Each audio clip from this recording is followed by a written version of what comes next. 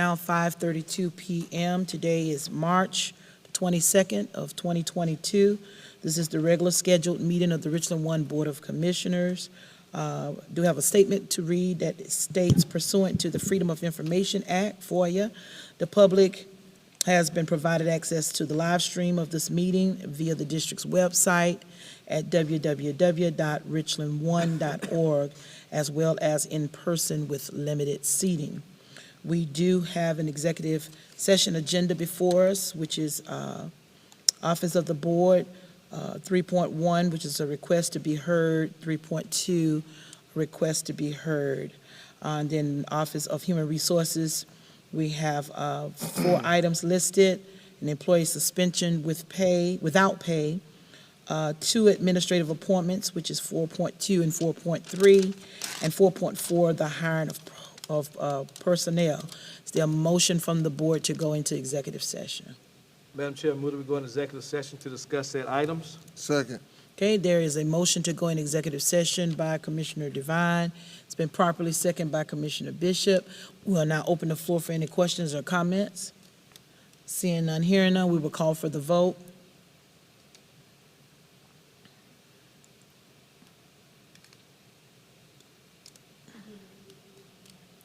Manuel. All those in favor say aye. Aye. Those that oppose say nay. The ayes have it. It is unanimous. Let the record reflect that Vice Chairwoman Clyburn and Secretary Myers has not arrived as of yet. The other 5 members are present. At this time, we are now in executive session. Thank you. Good evening, everyone. The time is now 7 p.m. Today's date is, again, March the 22nd of 2022. This is the regular scheduled meeting of the Richland 1 Board of Commissioners. The board has been in executive session since 5:30 p.m. Discussing the items that's listed under executive session coming from the Office of the Board and the Office of Human Resources.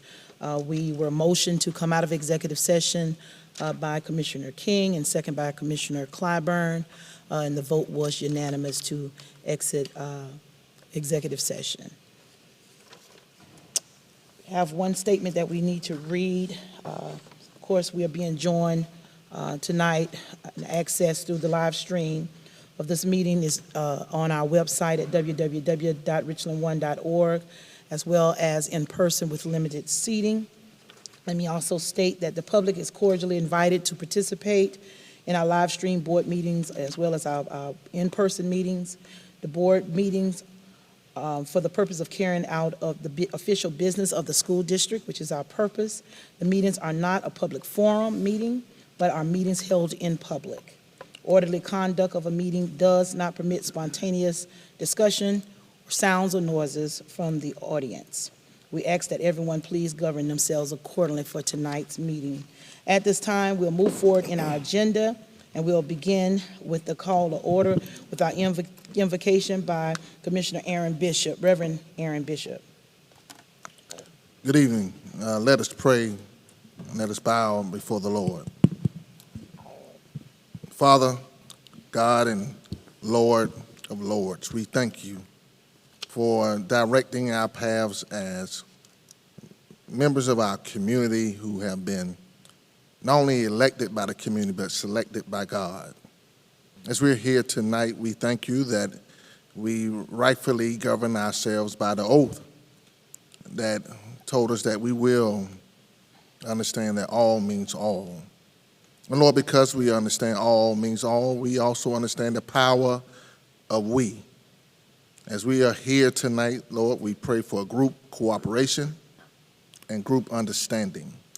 Within that group, Lord, we come to represent the staff of Richland School District 1, the students of this district, as well as the supportive community that encourages us to be courageous. Now, tonight, as we close this prayer, we pray, Lord, that we don't subtract from your power, but we attract your power, because you have given us the power of we.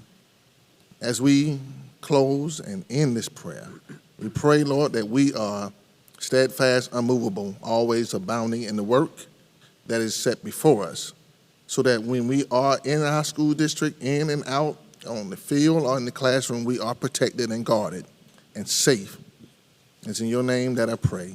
Amen.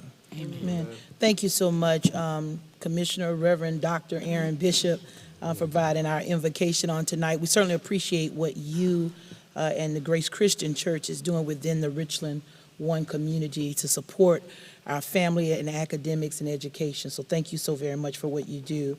At this time, we will call for the adoption of the agenda. What's the pleasure of the board? Move for approval. Second. It's been moved by Commissioner Devine and second by Commissioner Bishop. We'll open the floor for any questions or comments. Madam Chair, Commissioner King? could tech people up your volume just a little bit? It's, on my end, it's weak. I know we're 10 Yeah, and I can't years hardly hear you, but later. can you hear me now? My hearing may be a Okay. little bit weaker, but that'd be great. Y'all Thanks. turn my volume up a little bit so I don't have to hug this mic. Thank That- you. that's much Can you hear me better. now? Yep, All thank right. you. Floor is open for question or discussion on the agenda adoption. Seeing none, hearing none, we will call for the vote.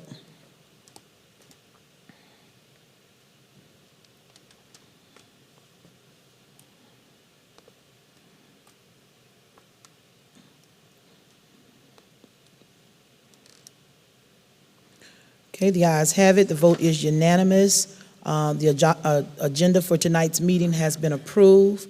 Let the record also reflect that board is in full attendance on tonight. We'll now move to the consent agenda, with 7.1 being our February 2022 financials. Ms. Sherry Matthew Hazel. Madam Chair. I'm sorry. Okay, we're at 6.3, which is public participation. I'm so sorry. This is where individuals have the opportunity to speak on agenda or non-agenda items. They do have 3 minutes to speak. At the 2.30-second mark, our parliamentarian, Commissioner Jamie Devine, will cue you to let you know to wrap up your remarks. Board will not respond to you on tonight, but we will respond to you in writing within 7 to 10 business days.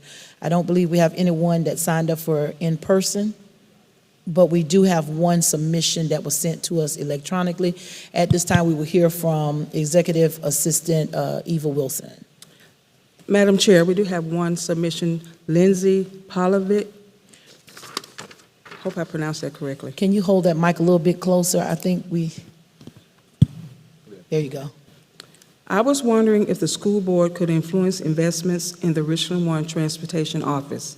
I see a great need for an automated notification system that can either call and leave an automated voicemail or text message if our students' bus is delayed. I have 3 elementary students that were dropped off over 30 minutes late yesterday with no communication to the parents. Drop-off is normally at 3:10 to 3:20, sometimes 3:30 if the driver has extra kids, and our kids didn't get off the bus until 3:50 p.m. I called the school at 3:40 to see if they knew where the bus was, and they didn't know why the bus would be running late. When my children finally arrived home safely, one of the other riders said they told the substitute driver that I knew the whole route, so I had to sit and give her directions to everyone's stops. This is never something I would want to hear. I have had many issues with transportation in the past and have driven up there to try to resolve those issues with very little help. Our bus driver was consistently inconsistent anytime from 6:05 to 6:55 a.m. or a 6:09 a.m. scheduled pickup. For morning pickup, due to many different issues that the bus drivers are facing, not enough drivers, buses won't start, etc. And so we decided to drive our kids in the morning. My children attend Brockman Elementary Choice School, and because they do not attend the school they were zoned for, I am not able to log in and see which bus my kids should be riding, where their bus stop is, the time they should be picked up or dropped off. With Richland One providing a model of transportation for any kid to attend any school in the district, they should have a more capable system than what they have. I was told last year that it was the bus driver's responsibility to contact me to tell me where my children should be at the bus stop, where the bus stop is, and notify me of delays, etc. That is simply irresponsible and not even possible if the drivers are driving safely. Any ideas or help would benefit all bus drivers. I know many families depend on bus transportation for their children, and they need better communication, either from the transportation department or the school. Okay, thank you so very much, Ms. Wilson. Again, the board will not respond on tonight, but we will respond to of this individual within 7 to 10 business days in writing. At this time, we'll move now to the consent agenda with 7.1, our February 2022 financials. Ms. Sherry Matthew Hazel. Consent, all of it. Do we want to read in all three items? Yes, ma'am. Any objection? I'm just checking. Okay, 7.1 is the February 2022 financials. 7.2 are the minutes from our regular meeting on March 8th, 2022, and the called meeting March 11th, 2022. And 7.3 is a contract extension for professional development Gold Book Toolkit District License. What's the pleasure of the board? Move for approval. Second. Moved by Commissioner Bishop, second by Commissioner Myers. We'll now open the floor for any questions or comments. Commissioner Lomanak. I've just got one question for 7.01 and one for 7.03. I'll just start with 7.01, and then if anybody Okay. else has questions about that one, obviously interrupt me if we need to. On page 7 of the financials, I noticed a line item that was about $293,000 for the executive director's budget, and I'd like to hear what is the money what do they use that for? That's not their salaries, I realize. So I understand why curriculum and instruction would have a large budget, because they're buying books and professional development. What is it that the executive directors are purchasing? Mr. Lomanak, that is for the executive directors to help the schools when they need some additional help or some additional items that they may need to have. They can also use it for their own offices, at their office in Waverly. When you say for the schools, can you give me an example of something that the executive director would purchase out of that budget? What they would do is they would transfer some funds to a school for a group that's going on a field trip somewhere if they didn't have enough funds to cover that in the school budget. And are there any other line items that would cover that sort of expense, or is that the only place that a school could ask for money for a field trip or something like that if they didn't have enough money? Well, I mean, they have funds in their budget to start off with. If they take a trip and it's going to cost more than what they currently have in their budget, they would ask their executive director for some assistance. That's just one example. It might be they need some type of equipment or some supplies, instructional supplies, anything that they deem that the school may need, that the school would ask for. All right, and does that go through the normal procurement process? It's just, Yes. that's the line item it comes If from? it's a high enough dollar amount, it goes through the process, just like anything else. Okay. That's all I have for 7.01. Okay, any other questions on 7.1? All right, 7.2. Okay, we'll go to 7.3, Mr. Lomanak. Just one question. This looks like it's professional development for special education teachers, and I'm just wondering, would that be in lieu of other district professional development? So, I mean, in other words, we're not stacking additional professional development on top of the teachers. That's just another option to use for district professional development, or am I wrong about that? Dr. Hackwood?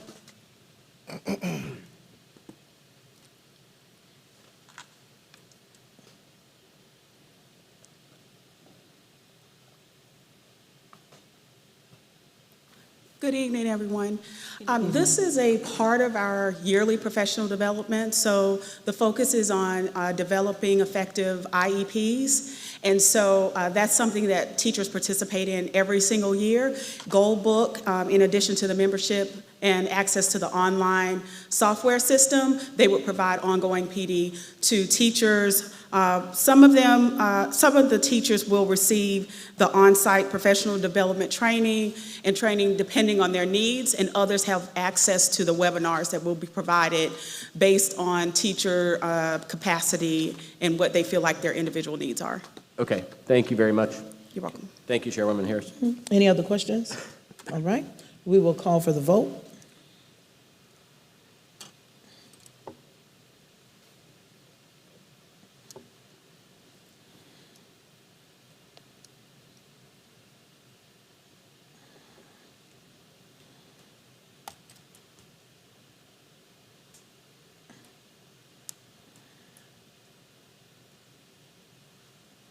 The ayes have it. The vote is unanimous. All items previously stated in our consent agenda has been approved.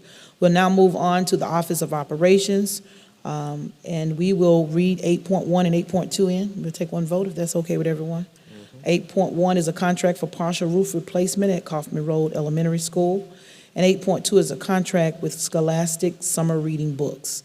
Ms. Outing, just in case we have any questions. What's the pleasure of the board? Move for approval, Madam Chair. Second. It's been moved by Commissioner Devine, second by Commissioner Bishop. We'll open the floor for any questions or comments on any of those items listed. Okay, seeing none, hearing none, we'll call for the vote.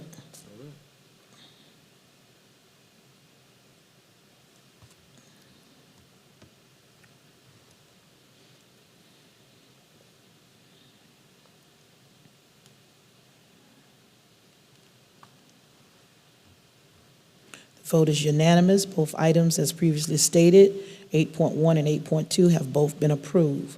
We'll now move to 8.3, which is the fuel offset retention payment for employees. Mr. Carlin and Dr. Long.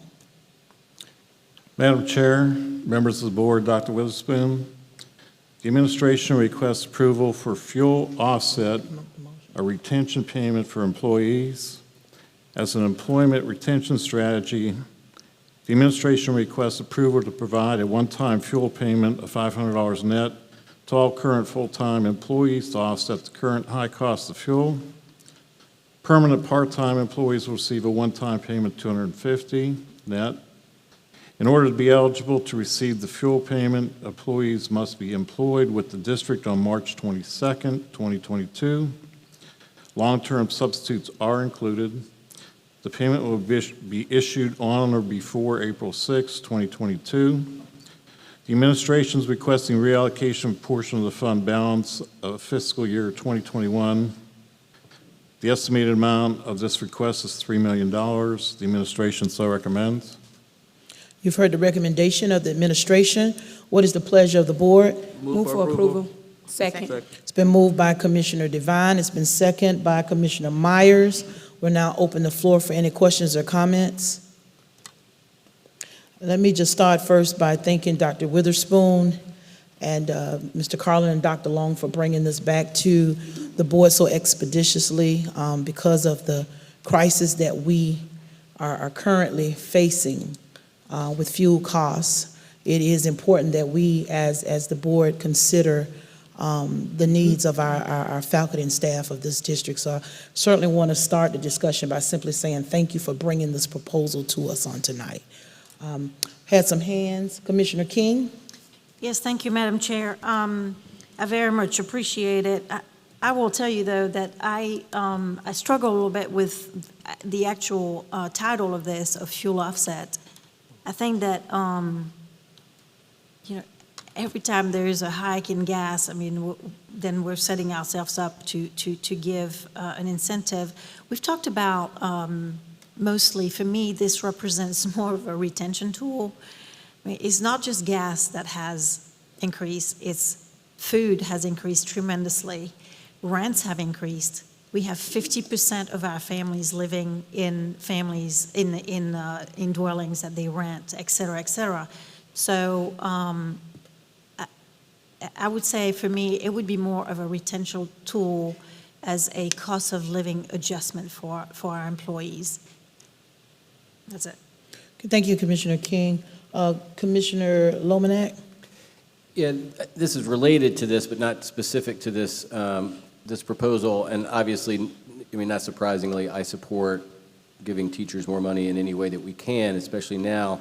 I am wondering if we know yet whether or how the proposed state teacher salary raise is going to impact the district's budget. And I realize it may not, because we may be exempt if we are already at that level. Is that the case? Superintendent Witherspoon. Thank you, Chairwoman Harris. Mr. Collin will be speaking to that, just to give an update on the House version of funding and budget as a part of the superintendent's report. Okay. Thank you, Okay. Chairwoman Harris. Absolutely. Any other questions or comments? Yes, Commissioner Bishop? Yes, thank you, Madam Chair. Just a quick question, maybe two. How did we come up with the amount for 500 and 250? Just looking I at believe that was the what ask of what the is the board. That was the original Right, ask. I'll take that. Yeah, with yeah. you. I think, Commissioner Bishop, the board had asked, and this is kind of why we were able to bring this as quickly as we were able to.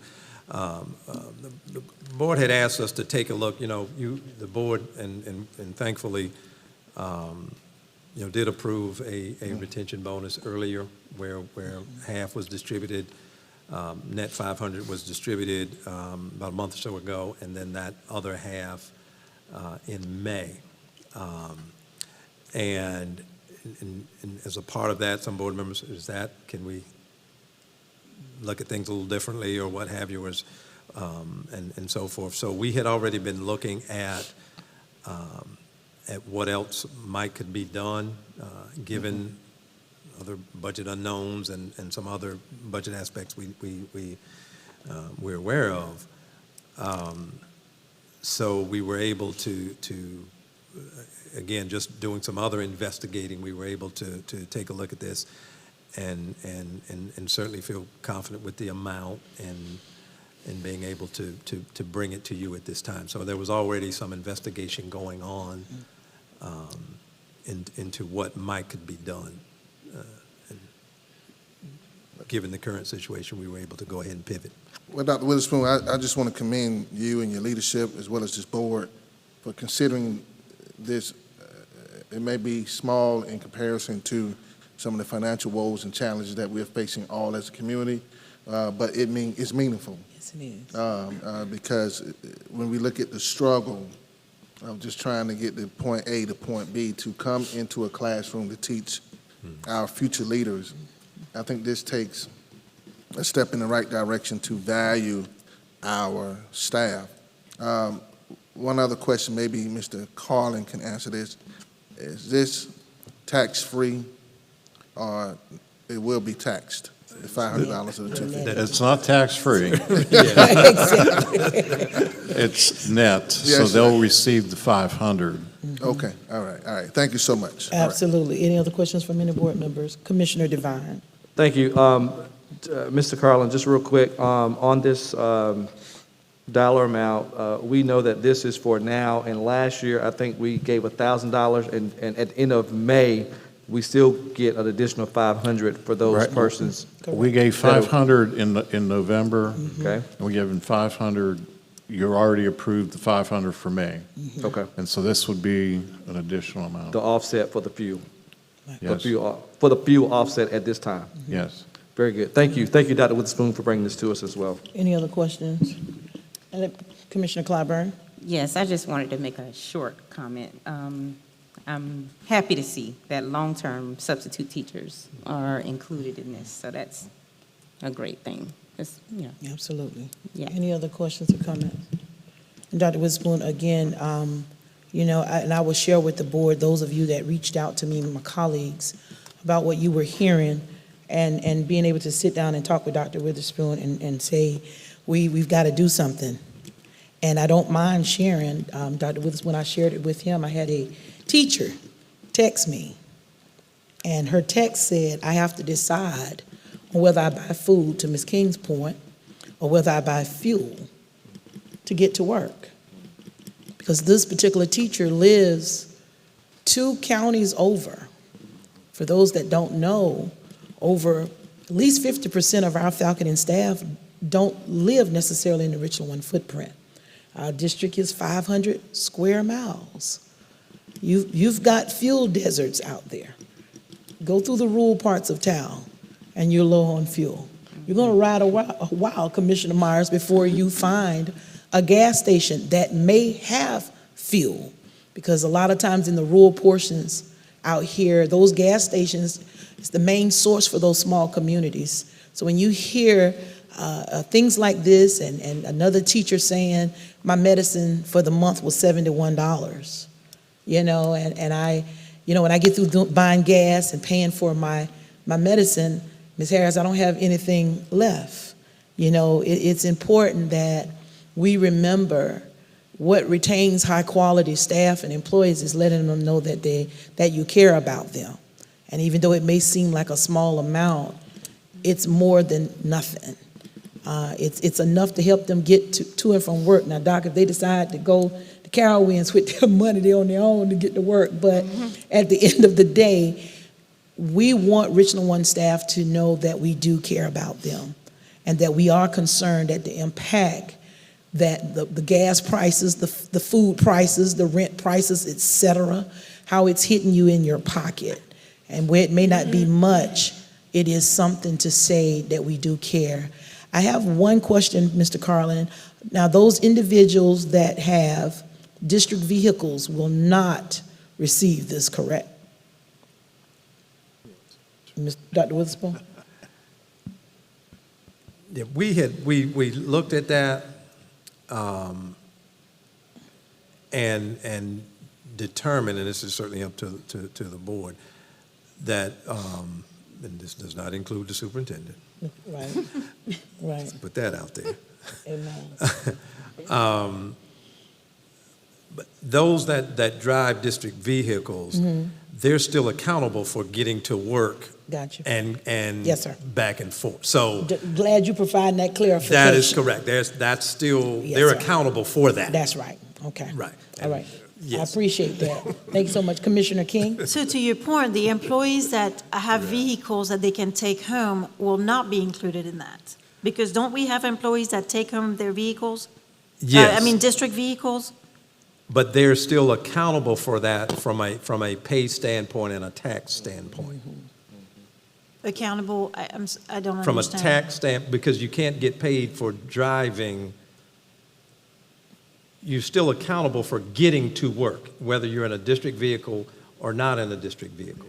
They have to pay for it. They still have to pay for that. For gas. Whether it's, tax point or counted as income and the like. So what you're saying is that the employees that have vehicles that we call take-home vehicles, the district only pays for the gas within district, within work hours, but when they leave from, let's say, their last location of work to their home in the district vehicle, they have to pay out of their own pocket for that gas? They're taxed for that.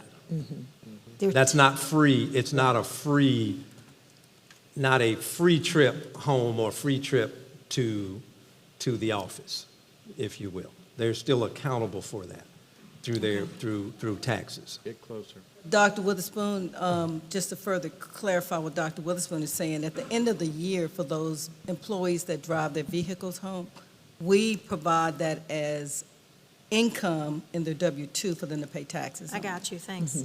So they have to That's be good. accountable for those miles. So they are taxed as a personal income on the miles that they use to drive home and back. Makes sense. Okay. Everybody good?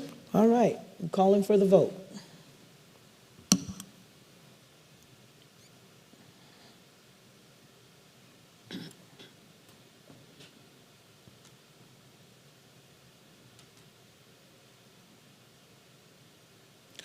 Okay, the ayes have it. The vote is unanimous. The fuel offset retention payment for employees has been approved. Thank you, everyone. We'll move on now to Office of Human Resources, which is 9.1, employee suspension without pay. Dr. Long. Madam Chair, Board of Commissioners, and Dr. Witherspoon, pursuant to Section 59-25-450 of the South Carolina Code of Laws, the administration recommends that the employee with the initials KG be suspended without pay for 3 days for unprofessional behavior. The administration so recommends. You've heard the recommendation of the administration. What's the pleasure of the board? Move for approval. Second. It's been moved by Commissioner Devine, second by Commissioner Bishop. We'll open the floor for any questions or comments. Seeing none, hearing none, we will call for the vote.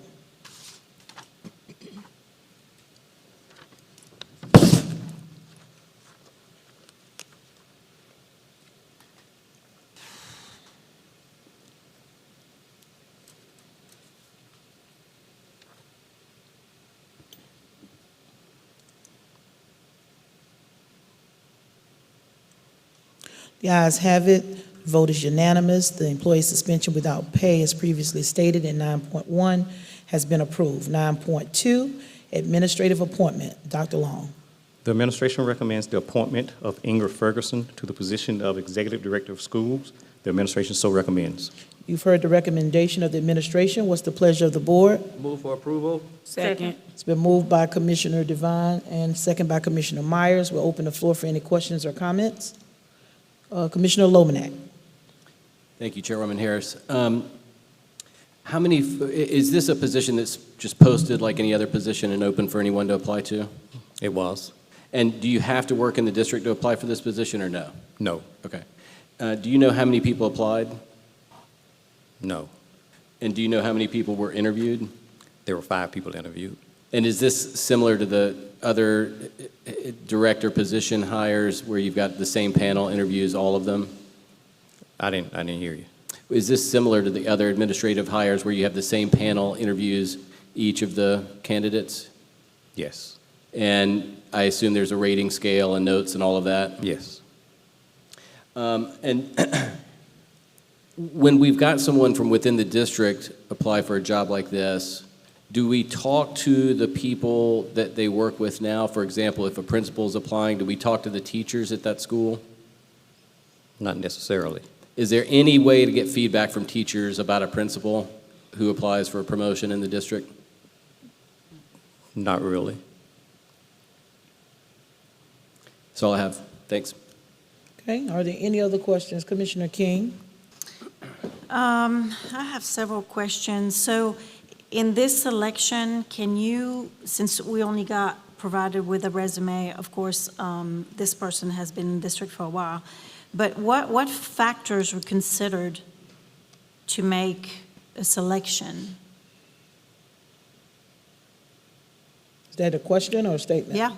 Okay, Dr. What Long? factors were considered to make a selection? Leadership skills and ability. I'm sorry, say that, leadership skills and? And ability. Okay, and how much, given especially since this was an internal candidate, how much did data and student achievement results weigh in to the decision?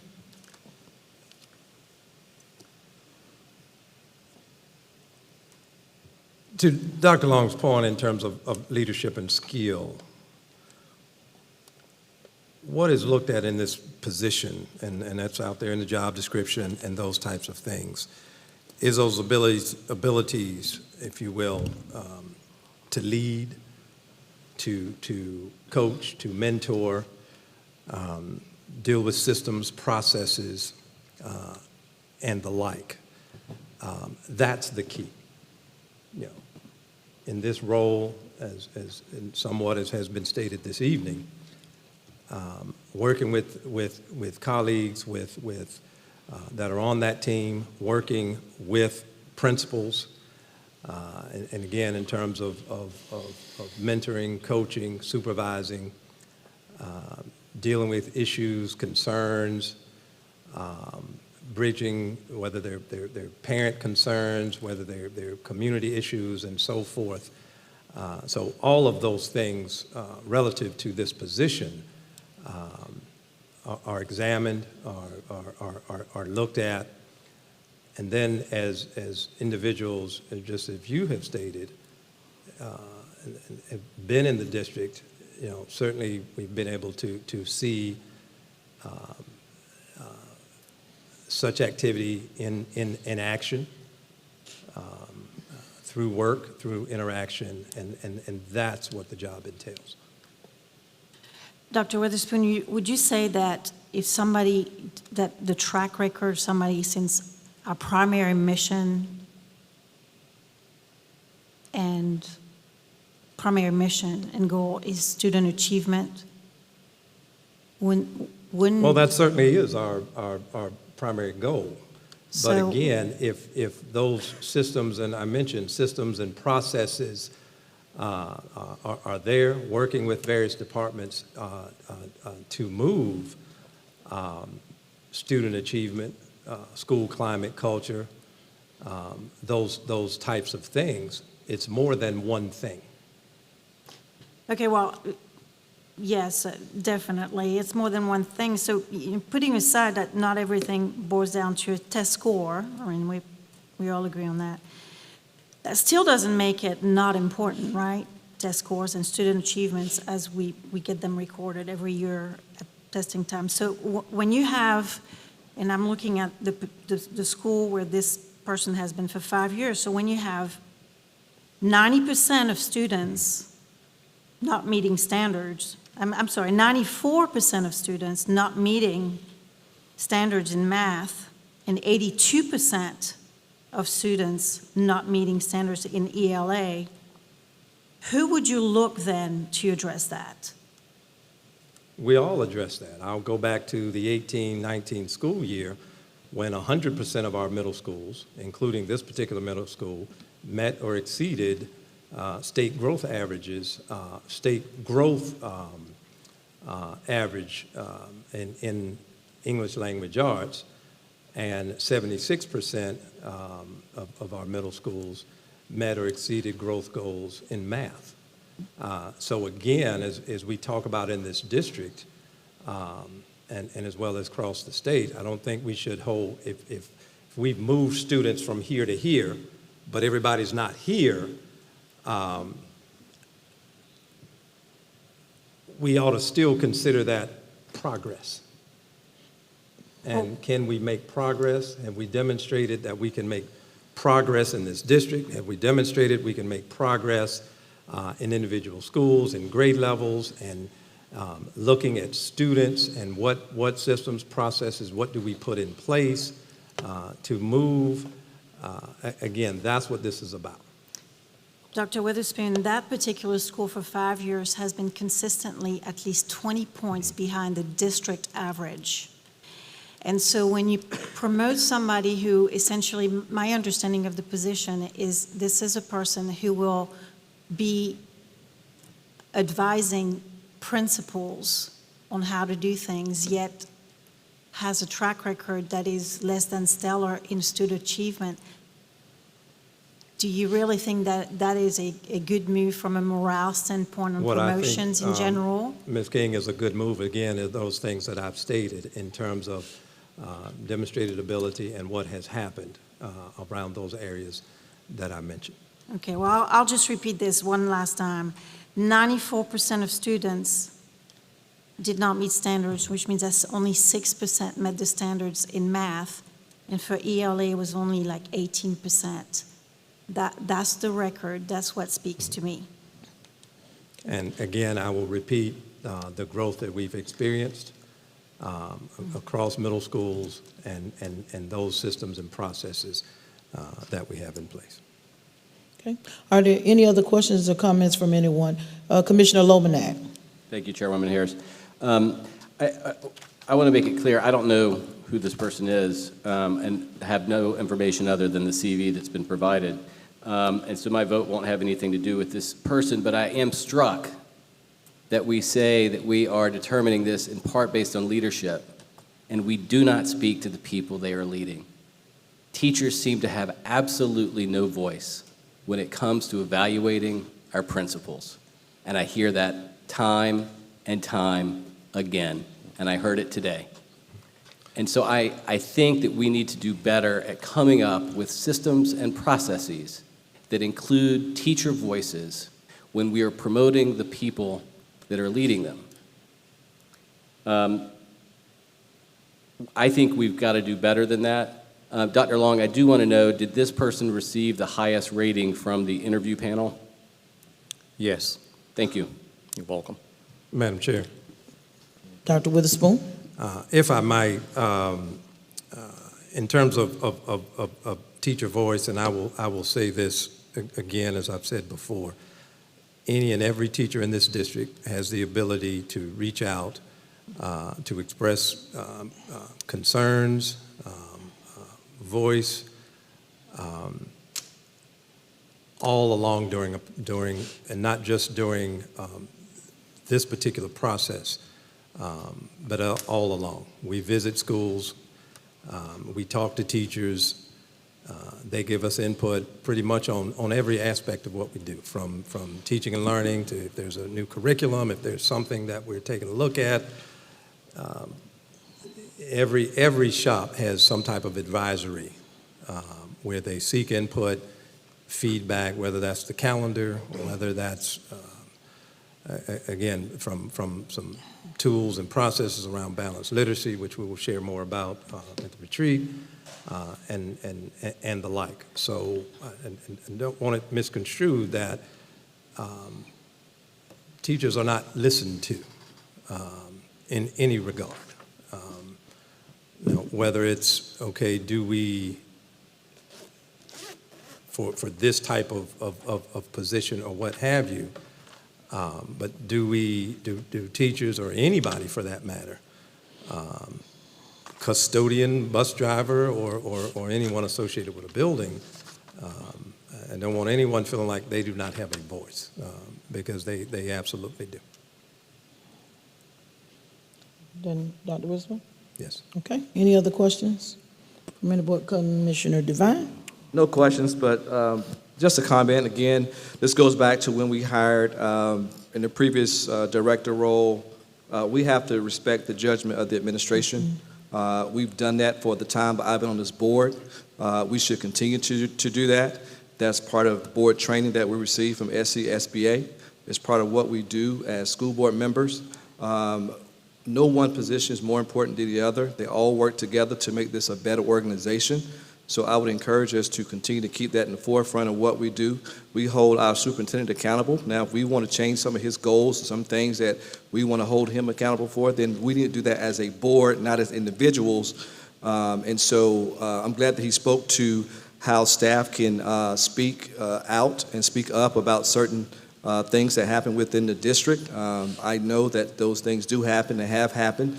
And I look forward to those remarks by the teachers when they make those remarks. And sometimes teachers email us, or staff email us in general about things that have happened. I know Ms. Chairwoman Harris has met with bus drivers, and bus drivers that came to her and told her about various issues that have happened within the district. And again, this is a valued judgment of this administration. I am more than confident that the administration would not bring us a choice of someone who is not qualified and who is not ready to lead on day one. So with that said, Madam Chair, I yield my time back. Thank you. Thank you so much, Commissioner Devine. Any other questions or comments? Commissioner King? I don't recall anywhere in SCSBA training where board members have to rubber stamp, and this is rubber stamping. This is a vote. And before a vote comes a discussion. And if it is absolutely every board member's role to ask questions. These are hard questions. They're valid questions. They may be embarrassing questions, but as far as I know, sometimes it's embarrassing to do some things, but we still have to do them. They're uncomfortable, but that's the space in which we're supposed to operate at the highest level. If you don't want to question the administration, I respect that, but I will question because we ask for a vote. I do not rubber stamp, just like Mr. Lominac said before. We have every right, we in fact have the duty to ask questions. And my questions were extremely valid because our role is to make sure that we move our students not just by a 3-month growth or 15 days growth. Growth has to be very clearly defined. And when I look at the performance, it's just not there. And it really creates an HR problem, a morale problem. That's the way I view it. We value diversity. Please respect my view on it, but certainly those are all valid questions. They're not personal. We're having a discussion at the professional level with a track record, with data. So thank you. Okay, any other questions or comments? Commissioner Devine? Let me state for the record, again, I don't rubber stamp anything from this administration. I do ask questions. I mean, I ask them in public. So I just want to put that on the record that no one on this board, well, I can't say that. Let me speak for me. I don't rubber stamp anything from this administration. Just because I don't ask a question does not mean I don't trust the judgment of this administration. Thank you, Chairwoman Harris. Thank you, Commissioner Devine. Commissioner King. Well, I'd like to, and this is not necessarily germane to this, but because I heard that Ms. Harris met with bus drivers, so let's put on the record, can any board member have actually staff meetings with staff and it's okay? Because that's what I hear. Can Ms. staff Ms. come to King, us and ask us Ms. questions? Ms. King, first of all, your statement is not germane to the subject at hand, but I will address it, because you know me. I have no problem with responding. Oh, I know. I'm letting you all For get sure. all of your conversations out, because this individual that you all are chopping up tonight, I've had the opportunity to watch this individual, Commissioner Bishop, for 5 years. I watched when this individual, Commissioner Devine, walked into a school that was struggling. We can sit here and talk about what the data says, because that's all we think about. But let me tell you something. Success is not always a test score. Sometimes it's retention of children in their school. Sometimes it's children that's not coming to school, Commissioner Myers, being motivated and encouraged to show up. Sometimes it's making sure they got food to eat. I want to make sure y'all hear me. Sometimes it's making sure they got food to eat. When I see growth, like I've seen it, we got 2 years of COVID, had some setbacks. I saw improvement. I saw leadership. I saw somebody take a staff that was somewhat torn down and build them up. Let me take it a step further. I see a community of parents that believed in that leader, that believes in the leader, Commissioner Clyburn, and supports that leader. We sit here and we want to dissect how HR does their job. That's micromanaging. That's not your role. We're not in a courtroom. So if you want to practice law, you need to choose another profession, because that's not the role of board members. The role of the board is, when the superintendent comes to us, it's a recommendation. And Ms. King, to your point, you are absolutely correct, because truth be told, I wasn't even going to say anything. But I have to say something, because sometimes we're talking about people's character and we don't realize what we're saying. You're looking at the data. Did you spend any time in the 4 walls? Did you see where the school was and where it is now? I think you got a board member that's a parent there. Growth in their child. I have. Motivation in their child. I mean, I could talk all day. We need to be real careful that when we don't like a decision or a recommendation, we try to pull it to pieces. Dr. Long came to us and said it's the recommendation of the administration to appoint this individual. Okay? Your power is this: vote it up or vote it down. Not sit here and, oh, they did this. I was there. I saw.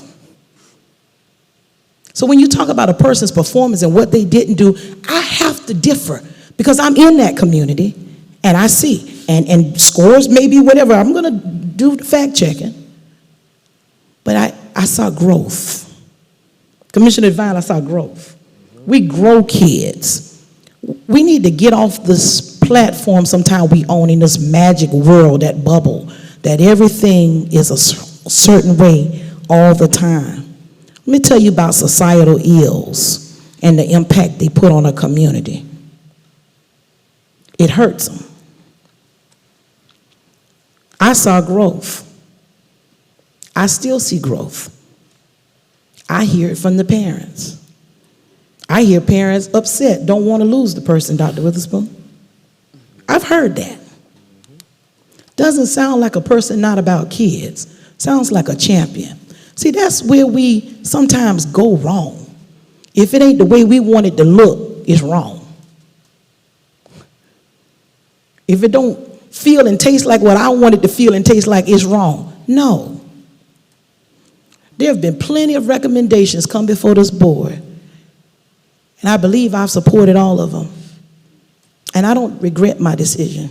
You know why, Commissioner Devine?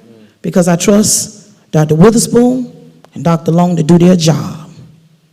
Bring us your best candidate to fit the mold of this position. To fit the mold of this position.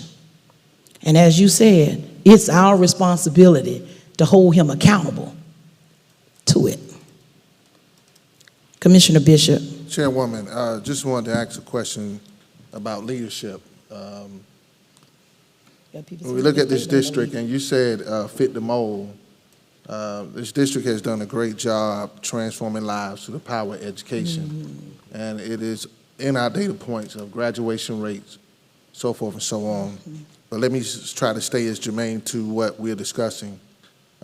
This particular candidate for hire, can anyone tell me what was the poverty index of that school that she was at? That's right. Would you just say 4 out of 5 students? Commissioner Bishop, let us get that for you. Don't have that right in I front think of it's like 83.7, 4 out of 5 students. Wow. And is that close to the poverty rate of our district? That is correct. 4 out of 5 students? Yes. Right. So when we think about leadership, we're talking about someone who can understand the story of this district. And if anyone is going to be in a position of that level of influence, we want people to understand not just leadership, but transformational leadership. The problem that we can have at the campus level or the school level is that the transformational leader is just at a school. But if they go to a level where there are transformational leaders making more transformational leaders, then the district becomes transformational. And that's our statement.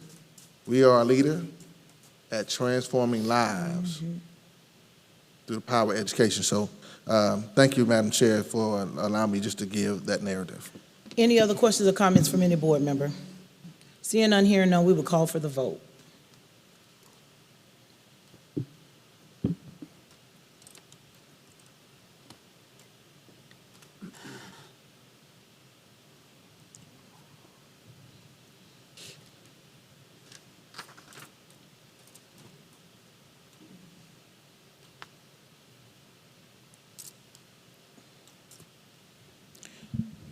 The ayes have it. The vote is unanimous. 5 yeas, 1 nay, and 1 abstention. Madam Chair? Ms. King, can you hold 1 Uh, second? Can you hold 1 second?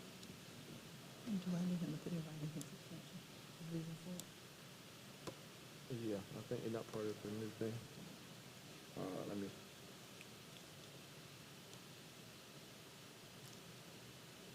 I know that the kids. Please pardon us for 1 second. We just need to clarify something.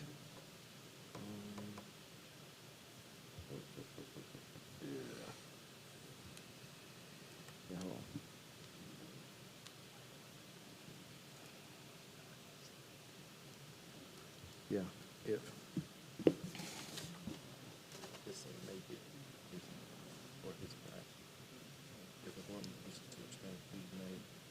Okay. All right, the ayes have it, 5 yeas, 1 nay, and 1 abstention. And Mr. Lomanek, if you can provide for us in writing the reason for your abstention, we greatly appreciate it. I You will. don't have to give it to us tonight. You can just give it to us in writing. Okay, we'll move on now. I'm sorry, Commissioner King. Madam Chair, yes, Ms. Wilson, I would like for the record, since you're taking minutes, and I would like for the record to reflect that my reason for voting no is that this recommendation, in my interpretation of, it goes against the policies AE, GA, GCO, and IA, which essentially address personnel goals and priority objectives, Ms. King, evaluation of staff, of professional staff, Ms. King. instructional goals, and Ms. learning objectives, that's all. Ms. King, if you will give that to Ms. Wilson in writing, because believe it or not, the vote has been taken and the motion has passed, so there should be no further discussion. So if you would like to give her that in writing, we'll put it in the minutes for you. Actually, That's Madam all. Chair, I have to put it on the record at the time of the meeting according to Well, you Robert's should have rules, put that's it all. in, you should have put it in during discussion. Right. Once I call for the vote, Robert's rules, once I call for the After. vote, any additional discussion on this item ceased. It's not a So I discussion. allowed it, Ms. King, please let me finish. I allowed it, but when I asked for questions or comments, that is your opportunity to have stated everything that you said. You chose not to do that. So once we take that vote, these are Robert's rules. This is why training is important. When we take the vote and it passed, any discussion on the matter cease. Madam So Chair- for you, Mr. Parliamentarian, am I correct? That's I think y'all trained me right. Yes, ma'am. So any discussion, so if you want it in the minutes, all I'm simply saying to you is please give it to our executive assistant for her to add it. But you gave a very lengthy discussion that I'm quite sure you don't have half of it, correct? So if you could just hand that to her, I would greatly appreciate it. At this time, we're going to move on to 9.3, which is administrative appointment. Mr. Lomanat, if it's in regards to that vote, that discussion has ceased. I've got a parliamentary question. Okay. If I could ask, when a member abstains, the policy I'm reading says he or she may give a reason for his or her action. Would it be wiser for me to just do that now, parliamentarian? It's think it policy goes along with the BEDF. Again, I mean, we've taken the vote, we moved on to the next item, so you can give it to Ms. Wilson in writing. But the policy says may, right? Correct. So I don't have to. That's correct. I mean, I can, but I can't do it until after the vote, correct? Yeah. Because I haven't abstained until I've abstained, so don't you do it after the vote? But right. So shouldn't I do that now if I was going to give my But reason? you knew you were going to abstain before you did the vote, correct? So you needed to, actually, it was supposed to be submitted, I think, previously to the vote when you abstained. That's not what this But policy if, says. but Is there? if you can just give it to Ms. Wilson Well, in I guess writing, that is fine, because the discussion on item 9.2 ceases. We have voted, the motion has passed, so we cannot continue to discuss it. So is the ruling that if someone's going to abstain, they need to give their reason before they abstain? Is that what this policy means? I'll be honest with you, when we've had extensions before, some board members emailed me prior to that I won't be voting for whatever reason. No, I'm just Yes. asking what the policy, I'm asking the ruling about the policy. Does that require that someone explain it before or after, or does it matter? Because I'm just looking at one policy, BEDF, and it doesn't answer the question. That's why I'm asking the parliamentarian. Okay.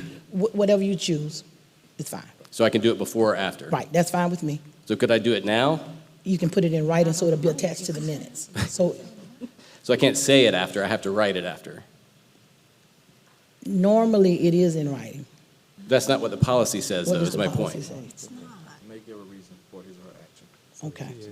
Should it do it or not? Right, I think we should have done it during discussion. So we're just gonna ask that you just put it in writing because you didn't do it Well, I'm not going prior to put it in writing, but I'll explain before my next vote, my abstention. and That'll work. It'll be the same explanation for both. All right, thank you so much, Mr. Lobanat, Commissioner Lobanat. We'll now move to 9.3, which is administrative appointment, Dr. Long.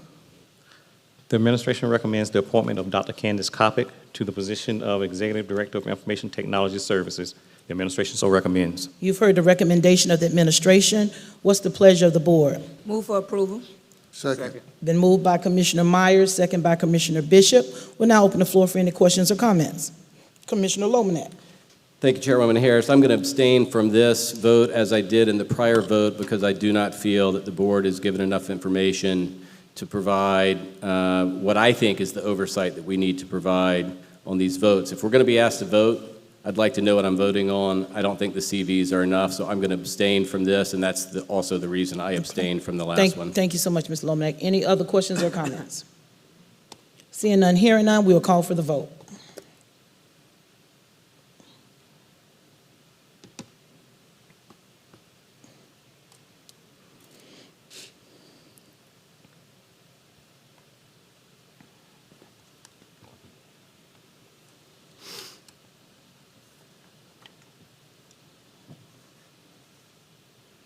Okay, the ayes have it. The vote again is 5 yeas, 1 nay, and 1 abstention. And thank you, Mr. Lomack, for providing your reason for us. We appreciate that.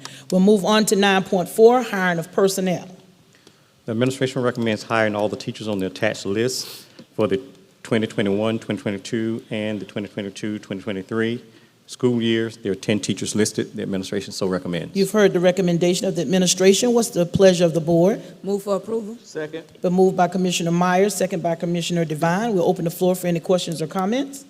Commissioner King? I have a quick question for HR. This is relating to hiring or rehiring. When are the contracts going to be issued? They'll be issued the last week of April. They're issued before the 30th of April. What is the earliest date that contracts can be issued? We can issue them anytime we want, So why are we waiting so long? because we can't require them to come back until before May 10th. I'm sorry, I can't hear you, Dr. Long. Do you mind speaking? Teachers have until May 10th to return them. Okay, so we won't issue them until, April. So we're going to have to give them to May 10th, no matter how early we issue them. technically, if we issue them now and they're returned, are the teachers locked or can they back out until May 10? They can back out until May 10th. Okay, thank you. You're welcome. Okay, any other questions or comments? Commissioner Lomanet? Dr. Long, the website lists 134 teacher vacancies. Is that accurate?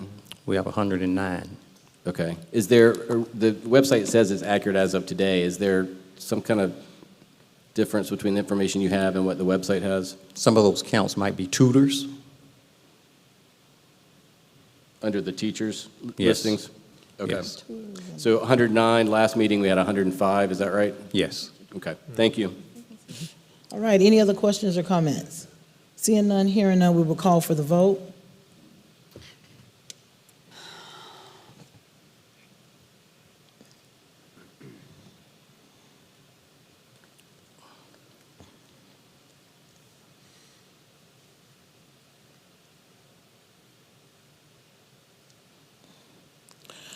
Ayes have it, the vote is unanimous. The hiring of personnel has been approved. Thank you so much, Dr. Long. We'll move on now to the Office of Academics with 10.1, second reading approval of our 2022-23 academic calendar, Draft B. Dr. Brazard. Good evening, Chairwoman Harris, Board of Commissioners, Dr. Witherspoon. The district's calendar committee developed two draft calendars, Draft A and Draft B, for consideration for the 2022-2023 academic school year. The committee then sought input from stakeholders through an online survey, and based on input from stakeholders and consideration of the calendar committee, the administration recommends second reading approval of the 2022-2023 academic calendar, Draft B. You've heard the administration so recommends. You've heard the recommendation of the administration. What's the pleasure of the board? Move for approval, Madam Chair. Second. It's been moved by Commissioner Devine, second by Commissioner Bishop. We'll open the floor for any questions or comments at this time. Seeing none, hearing none, we will call for the vote.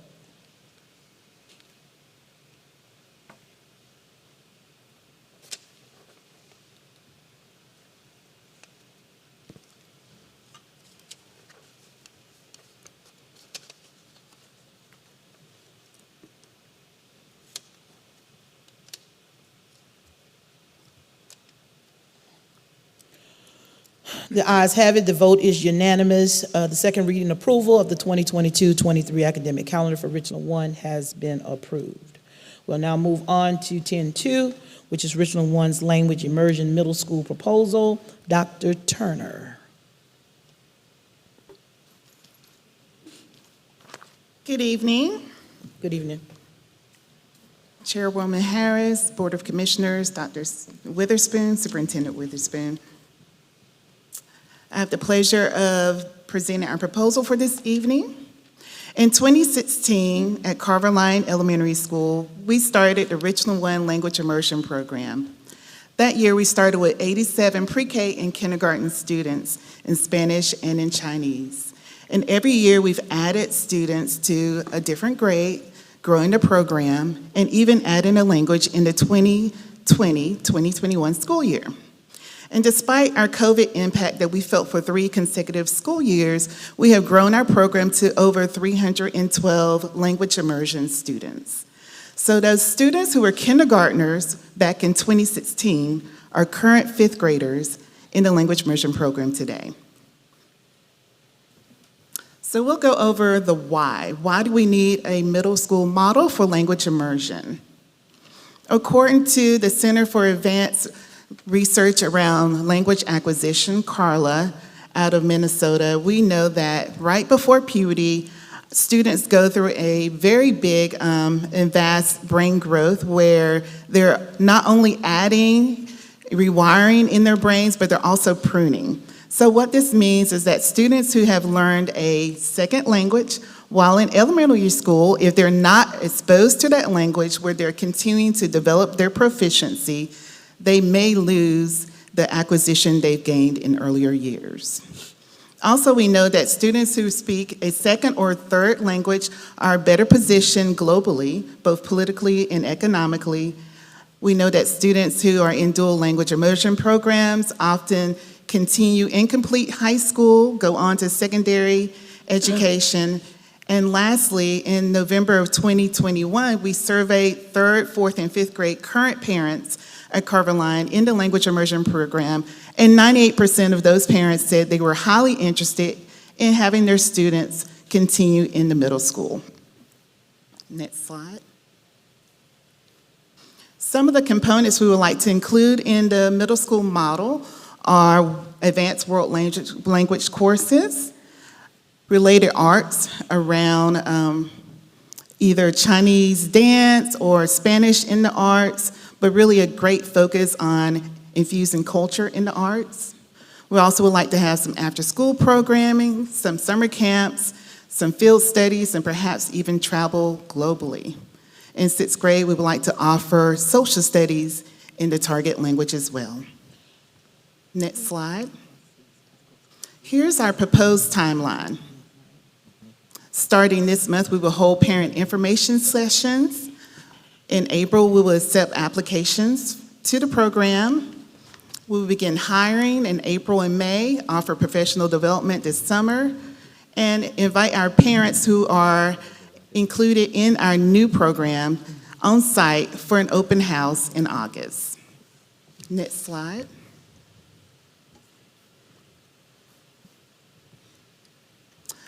We do plan on including bus transportation for students living outside of the 1.5-mile radius of the proposed site, as well as students living within the attendance zone in the Richland 1 zone areas.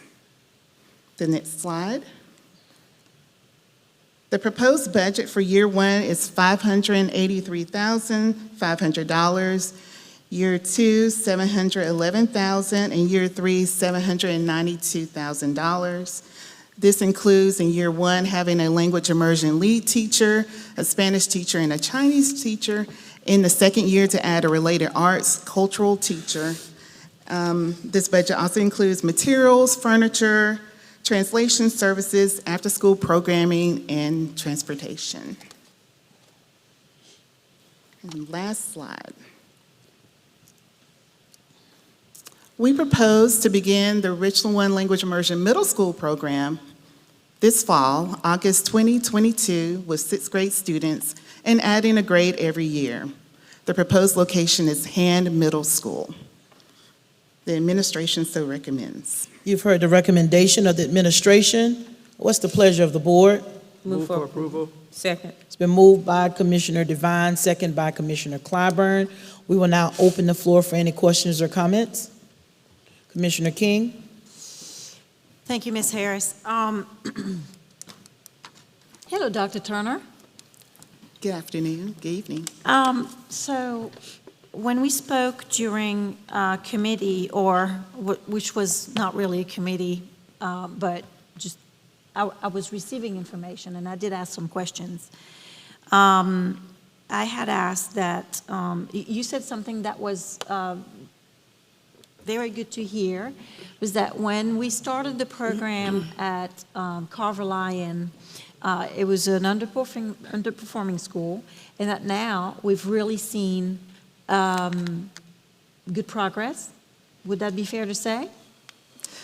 I would like to ask that Dr. Minor come up. She's probably better positioned to answer these questions around data. Okay, because you said now, with just looking at the test scores, the school had risen to the the top third, which is very commendable.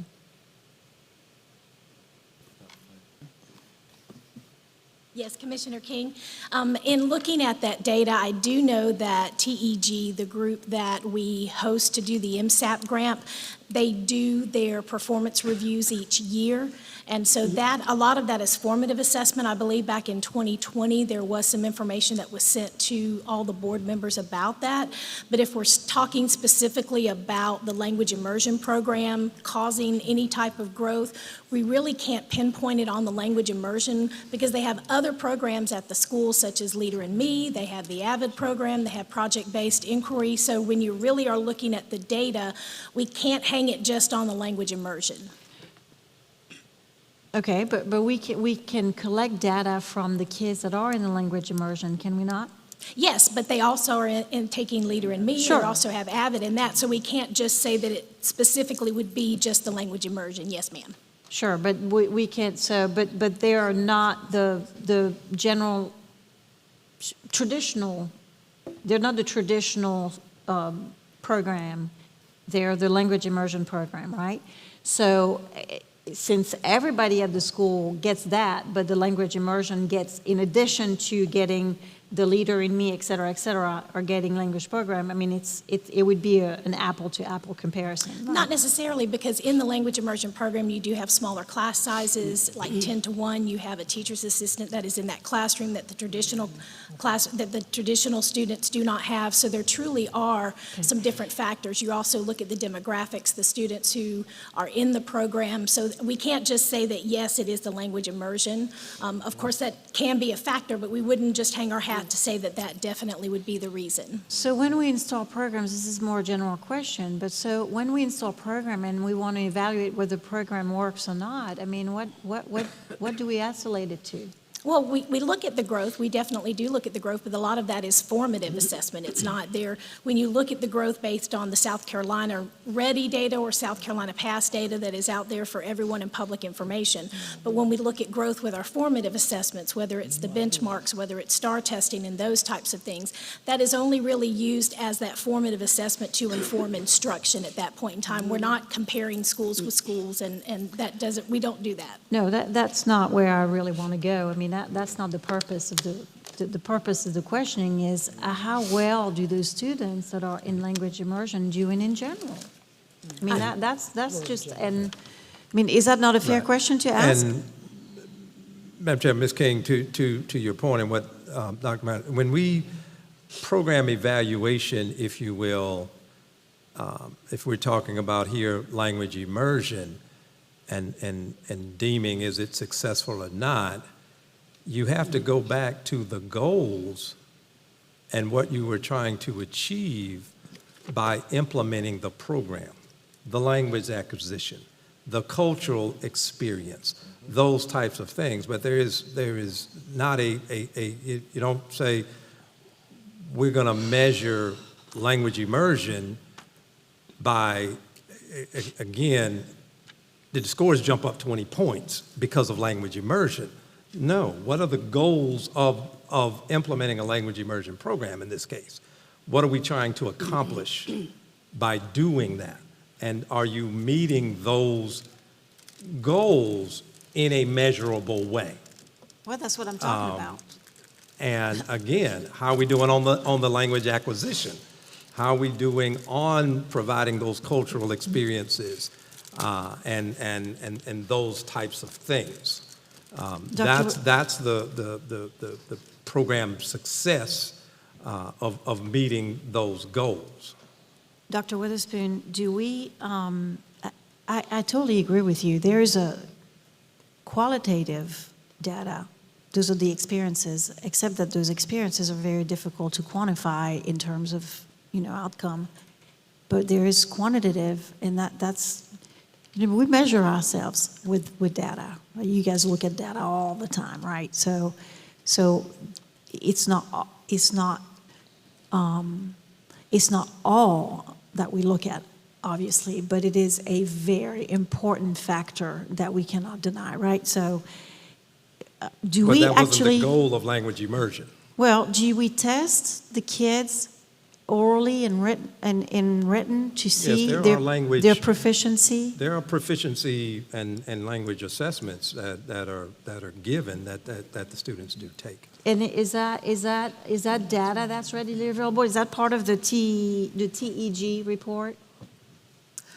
We do offer STAMP 4S data, so we measure the acquisition of the language, both how do they read, speak, listen, and understand the language. So you have reports on that? We could get, yes, those will be formative reports. So can we be privy to that?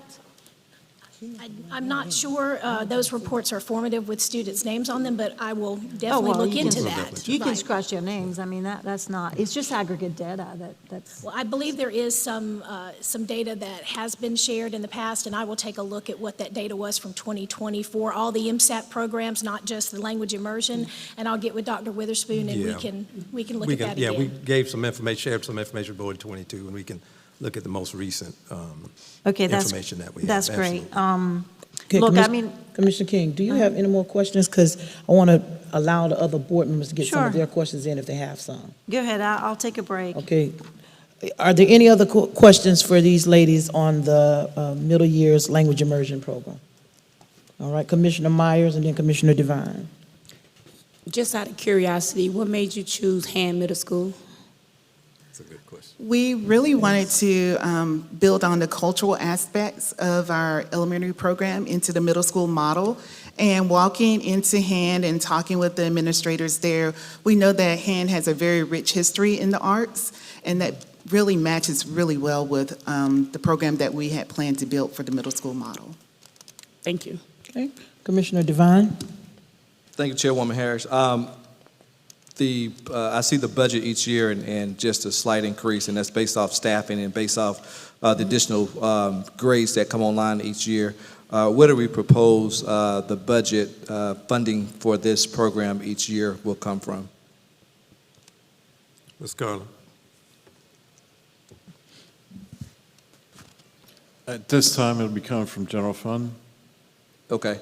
And is there an opportunity to apply for additional grants from the state, the Federal Department of Education? There may be, yes, sir. Okay, very, very, very good. Thank you. Those are my questions for now. All right, anyone else have any questions before I go back around to Ms. King?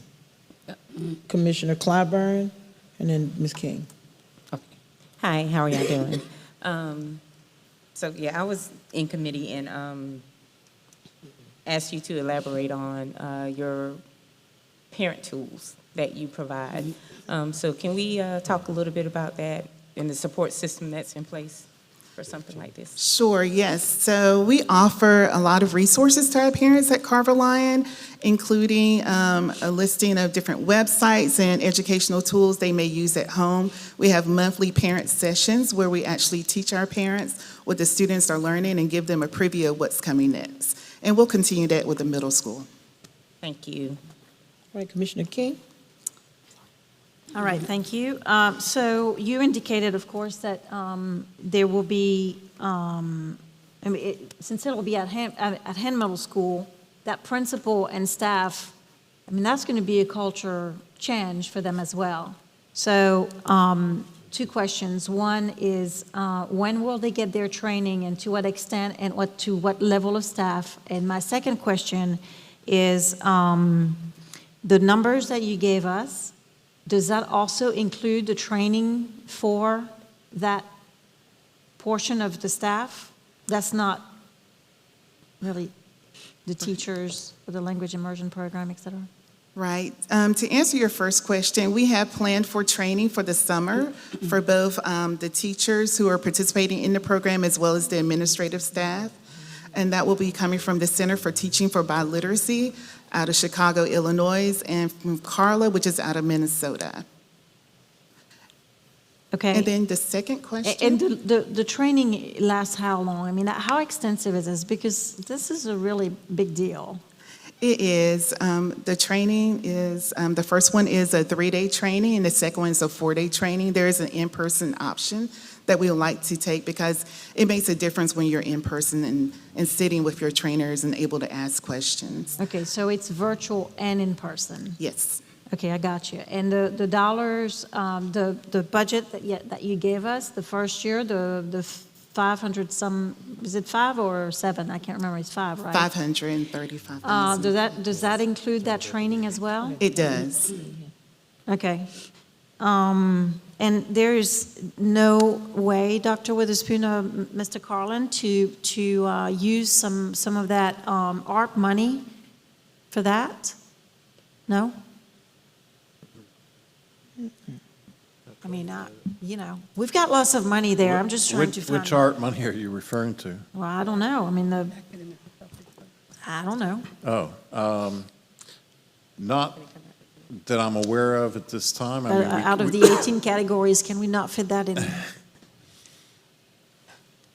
The other problem is we're pretty close to being out of money in those. I mean, it's already budgeted is the way I should put it. We're not out of money yet because we haven't spent it all. But potentially you could use those funds, but that would only last for another 2 years if you have them available. Well, that's 2 years that we, I understand. that would give the general funds an extra Yeah. $500,000. We do take a look at ways, and part of that, and Ms. Collins will be speaking to this again at the retreat, but we do take a look at ways where flexibility or where allowed, that we do provide some relief to general fund, and that's looked at across the board, and this too would be included in that, is where some, or if some of that flexibility could be used. All right, last questions. Will you please let us know, Dr. Turner, after you have your information session, I'd love to hear how many families are really interested in moving on to the next level, because obviously I guess Hand Middle School is going to go from X to Y in terms of numbers. I mean, it's just or do you have a preliminary idea? We have 31 students who are able to go to 6th grade next year in the language immersion middle school. Okay, so that can change, though? I mean, those are like intentions? Yes, that's based on the number of 5th graders we have in the Carver Lane language immersion program. All right, thank you. And Dr. Turner, I don't necessarily have a question. I just have a statement. I appreciate you bringing this forth tonight. I know when you first introduced this, some didn't believe. But we're excited that tonight we see.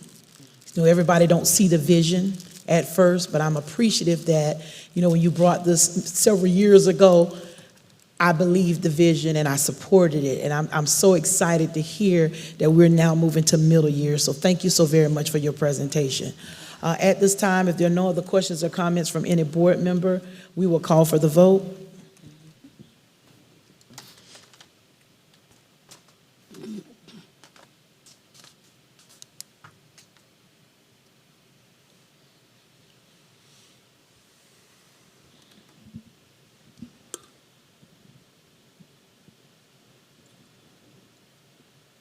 Let the record reflect the vote is unanimous. The Richland One's Language Immersion Middle School proposal has been approved. We'll now move on to the office of the board with 11-1, request to be heard by Ms. Manyweather. Chairwoman Harris, Board of School Commissioners, Dr. Witherspoon, in the case of the first request to be heard by the board with the 9th grade student, the administration recommends that the board deny the request. The administration so recommends. Okay, you've heard the recommendation of the administration. What is the pleasure of the board? Move for approval. Okay. Motion failed. Are we making a motion? Madam Chair, I move that we hear the request by the student with the initials whatever the initials were. Ninth grader. Ninth grade student? The ninth grade student, yes. Yes, sir. Second. Okay, you have a motion set before you. The original motion failed. You have a motion set before us to hear the student appeal. It's been motioned by Commissioner Devine. It's been seconded by Commissioner Bishop. We'll open the floor for any questions or comments. Seeing none, hearing none, we will call for the vote. Let me clarify the vote. A yes vote is to hear. A no vote is not to hear.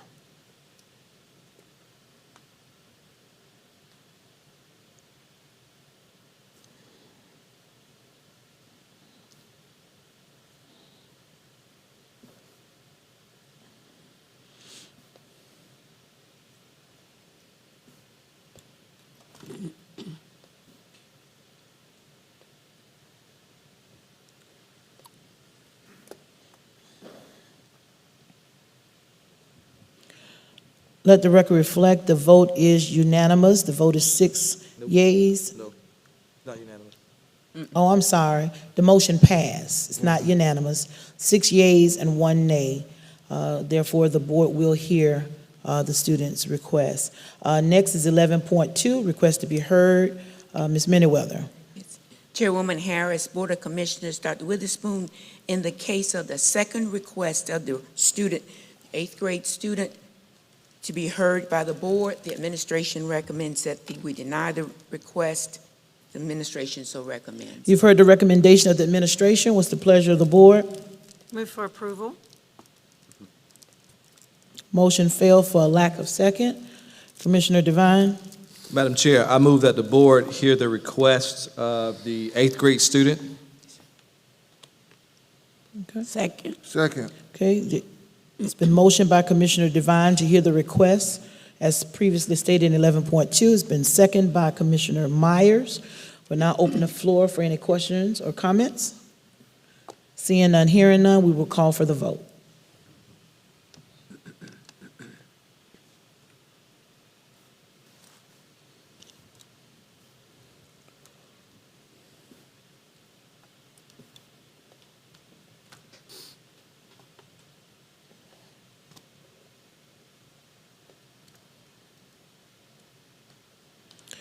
The motion did pass, 6 yeas and 1 nay. We will hear the request of the student. Thank you so very much, Ms. Manyweather. Thank you. We'll now move to 11.3, which is approval of bond resolution. Ms. Matthew Hazel. Mrs. Chairwoman Harris, Board, Dr. Witherspoon, I currently have the legal team and our financial advisor. They are on virtually in case there are any questions that you would like them to address. The administration is recommending the approval of the bond resolution to issue and sell bonds not to exceed $18.5 million. These bonds will be paid in full in 1 year. The bonds will be used mainly for building improvements and maintenance, technology upgrades, vehicles, and equipment.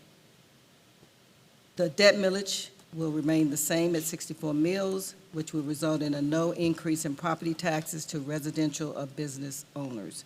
The administration recommends approval. You've heard the recommendation of the administration. What's the pleasure of the board? Move for approval. Second. Been moved by Commissioner Myers and second by Commissioner Devine. We'll now open the floor for any questions or comments. Commissioner King. Yes, so this was a question I asked. So thank you to the administration for at least answering one of my questions, which was how much in cost, attorney's costs, closing costs, et cetera, the costs associated with the issuance of bond, and the answer was it's roughly around $150,000. You know, to simplify it for me, it would be about at least 3 teachers, maybe 20 field trips. 2 teachers, Oh, 2 teachers, 2 veteran teachers probably. 20 field trips, you know, at least 2 health counselors. So again, you know, at some point I'd like to suggest that we at least analyze and explore the idea of developing some ways that over time, we would incur some savings to meet those ongoing needs. Because it would save us some money. So that's all I have to say. Thanks. Okay. Commissioner Lomanak. Thank you, Chairwoman Harris. I know this has been an issue in the past, and I wanted to try to get some clarification since this will be the first time I've had a chance to ask questions about it. We designate 2 law firms, and can somebody explain why we designate 2 law firms as opposed to 1?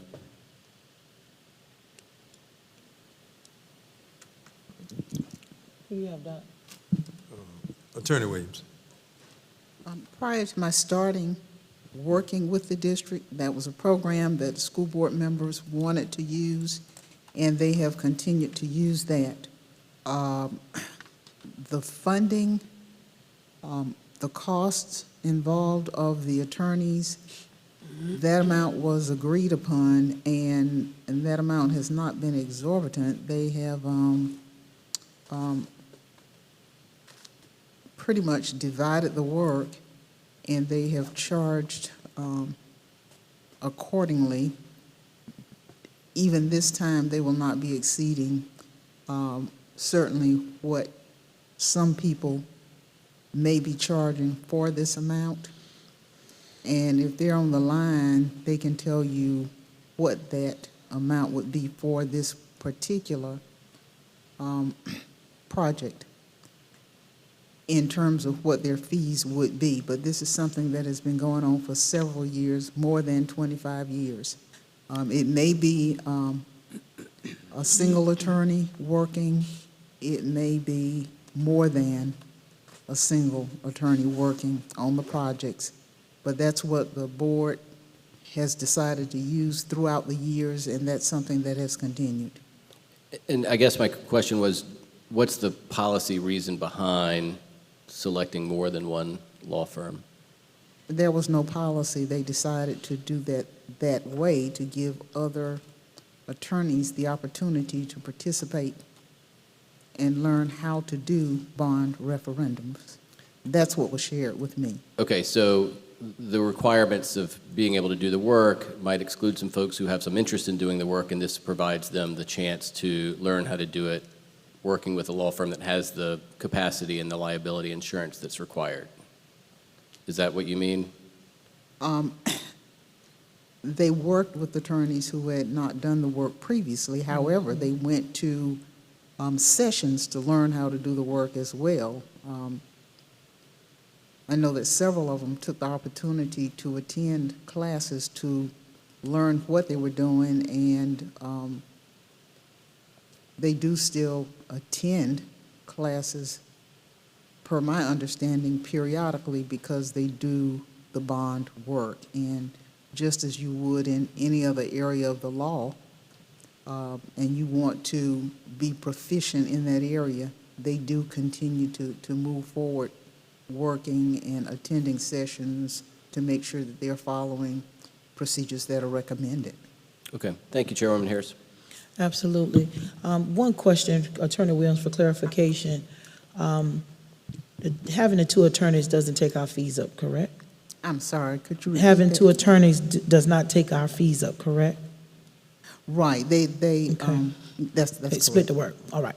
All right. Any other questions or comments from any other board member? Commissioner King. So, Ms. Williams or Ms. Matthews Hazel, in your monthly report, monthly financials, when we look at prior bonds, we can sort of see the fees. Sometimes it's in a lump sum to the sponsor and the sponsored, and sometimes it's dissociated. What drives that? I mean, what drives it that sometimes it's lumped and sometimes it's dissociated? Do we cut a check? I mean, how do we do this? Do we cut a check to one person? Do we cut 2 checks? It depends. It just depends on how they want to bill it to us. But we do have the details in the invoice. Okay. But overall, when it comes to the insurance and liability, it usually falls onto the sponsor. Right? Not the minority firm. Susan can answer that question. Generally, if they're working together and they're both being paid, if there's, I'm sorry, Ms. Williams, I can't hear you very well. my understanding is that when the attorneys work together and they are being paid to do the work, if there is an issue, both firms address the issue. If there's an issue that comes up. Okay, But we thanks. haven't had no issues. Okay. Any other questions or comments? Commissioner Devine. No comments, but just for, again, historical perspective, we've had this relationship of the law firms with the two different firms all the years I've been on the board, and it's always been a goal of the district to have, I think, 15, 20, 30% minority participation in procurement in general. And so this is another economic development tool that we have in our toolbox to allow citizens in our area to provide a service to the district, and also to provide economic development and learn additional job skills for the services that is provided. Thank you. All righty. Any other comments or questions? Seeing none, hearing none, we will call for the vote.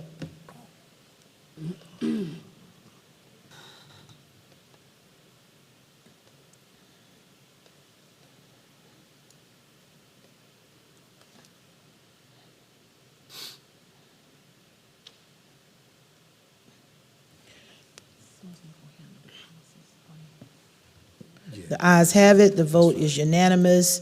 The bond resolution has been approved. Thank you so much to Sherry, Matthew Hazel, and our team that's joining us via the live stream and the phone. Thank you for being on tonight for any questions that we may have had for you. We'll now move on to 11.4, which is policy BE, which is school board meetings. And again, there was a clarification of verbiage that needed to be put in that particular policy. And that was on line 4, I believe, where it talks about adding the word "or emergency." And then also,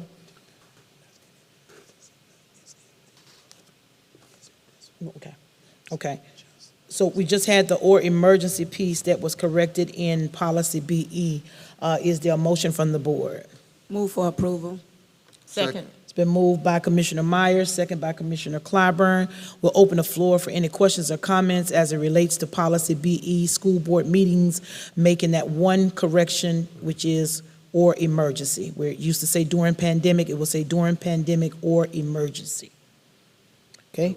Seeing none, hearing none, we will call for the vote, and this is a first reading approval of these policies. Do we need to do these manual, Eva, or electronic? Okay. Okay.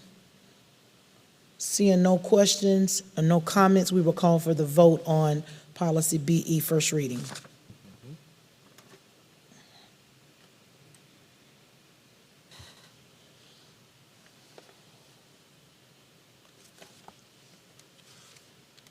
Okay, the ayes have it. The vote is unanimous. The first reading, the school board meetings change has been approved. We'll now move on to 11.5, which is policy BEC, executive session, open meetings. That change should say executive session shall not be taped, streamed, or recorded. One board member has asked that we provide clarification to say recorded or the ability for outside individuals to listen in on executive session conversations. Is there a motion? I'll give this to you, Eva. Move for approval. Second. It's been moved by Commissioner Myers, and it's been seconded by Commissioner Bishop. We'll open the floor for any questions or comments. Commissioner King? Yes, Ms. Harris, I also gave comments during the not committee meeting, which was still a meeting receiving information, that the language is redundant. And when you look at the SCSBA model policy, it's just much cleaner. In the end, executive session is very well outlined in FOIA, And that's what the second sort of block in this policy states, and that's what needs to be there. That first part is just completely unnecessary. So if we could just, my preference would be to eliminate, when you see as permitted by law, executive session matters may involve the following, all the way down. And then it says again, a public body may hold a meeting close to the public for one or more following reasons. That's the one that needs to be retained. Essentially, both say the same thing. It's redundant. Why not just take the language that's in the model policy and that really reflects what FOIA says? Those are my recommendations. Okay. Ms. King, if you can submit that so that we can look at that. Right now, we're voting on adding the language of executive sessions shall not be taped, streamed, or recorded, or the ability for outside individuals to listen in on executive conversations. And I believe it's, if you can submit this since this is the first reading, we can add it by second reading. That way Okay. it'll all be typed up. I think Commissioner Clyburn, you talked about legal ramifications. I don't believe that being in here, but if you want to, you can add that piece as well, about if, you know, that if that type of behavior happens or whatnot, misconduct, what it could lead to. And it does talk about investigation of criminal misconduct in the actual I was going policy. to say, do I need to So if you wanted, make that clear now? because I know you wanted it clarified, plain. If you see the need for that, just submit that in writing as well. Okay. We'll give that to Attorney Williams, and we'll add that by the second reading approval. Okay. Okay, if y'all can submit those changes, Ms. King and Ms. Clyburn, we'll have that for the next reading approval. Commissioner Lomanak. Thank you, Chairwoman Harris. I guess I'm wondering, the current policy without the revision already prohibits recording when it's in there. Why are we adding another sentence saying that same thing? Because the board feels, and I've had several board members, you're welcome to chime in if you like. I think it needs to be expressed that the board does not want executive session. It's stated in there, but that doesn't mean it hasn't happened or it won't happen. So we're making sure that it's in plain language. And as a matter of fact, once this policy is approved, you'll hear me stating at the beginning of every board meeting that executive session shall not be taped, streamed, or recorded, et cetera, et cetera, et cetera. And that is just to protect the confidentiality of that meeting. So even though it's in here, I hear what you're saying, but we're trying to make it a little plainer because it's been in here for years. We just want to make sure that that point hits home, that this is not allowed. Okay, I guess my point is, when we're writing policies and we began adding redundant sentences, over time it becomes harder and harder to decipher what we mean by them. They become longer and I think harder to interpret. So it seems to me it would make more sense to take the sentence that's already in there that prohibits recording and revise that sentence if you want, or take that sentence out. But to have both in there in separate paragraphs seems unnecessary. What paragraph are you looking at there that is already in there? 1, 2, 3, fourth full paragraph. It says, board members or any other persons attending will not use tape recorders or any other means of sonic or video reproduction to record executive sessions. That comes from SBSCA's Right. model policy. So I understand if someone wants to revise that and add to it, it just seems like it might make more sense to tack it onto that sentence rather than have a sentence further up the page. We will get with Attorney Williams and provide that a clarification.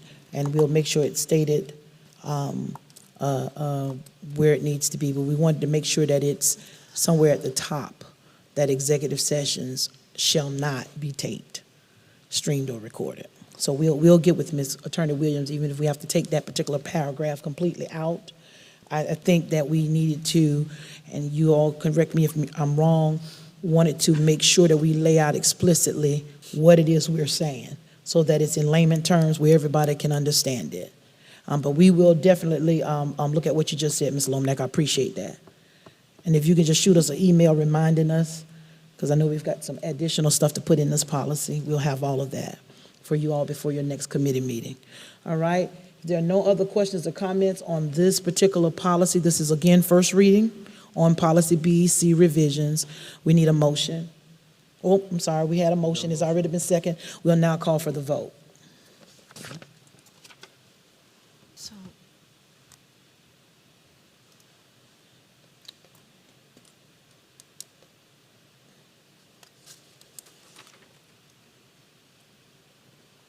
Okay, the ayes have it. The vote is 7-0. First reading for policy BEC has been approved.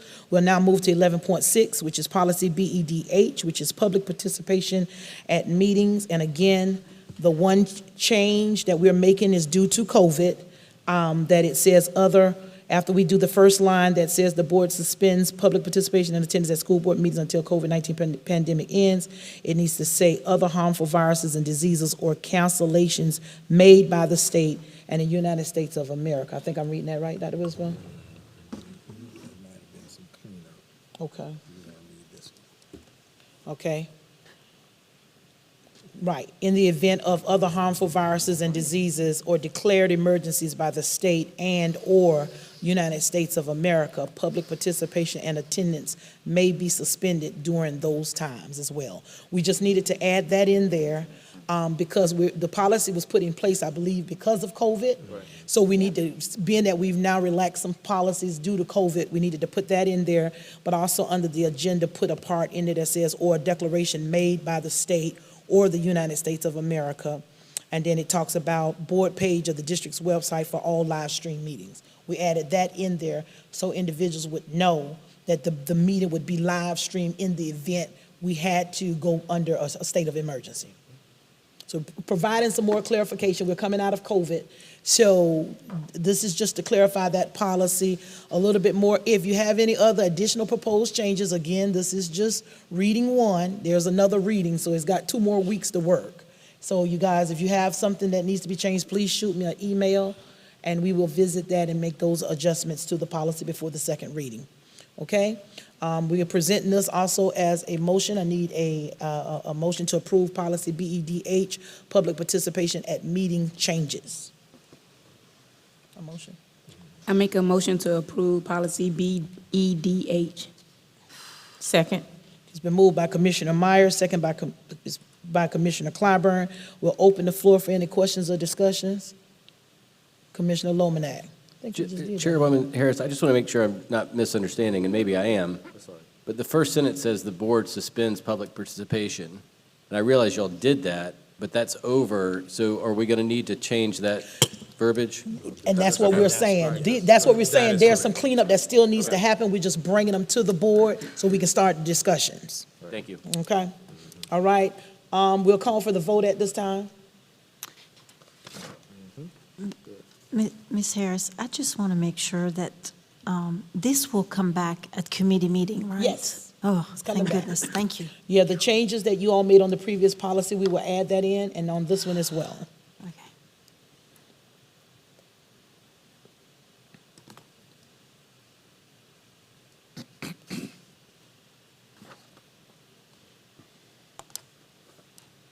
Okay, the ayes have it. The vote is unanimous to approve the first reading of revisions to BEDH, public participation at meeting. We will now move to 11.7, which is policy BEDI, which is news media service at board meetings. The recommended change for that is to, the title needs to change because media relations with the board does not just happen at board meetings. It needs to say board media relations, period. And the reason being is there's a statement there that says, unless designated as indicated in this policy, board members shall state that their comments are not stated on behalf of the school board, but that they are individual comments made by the board member. That statement needs to be added, as well as comments and statements being made on television, newspapers, radio, social media outlets, blogs, op-eds, etc. Any type of communication that you are making comments on behalf of yourself.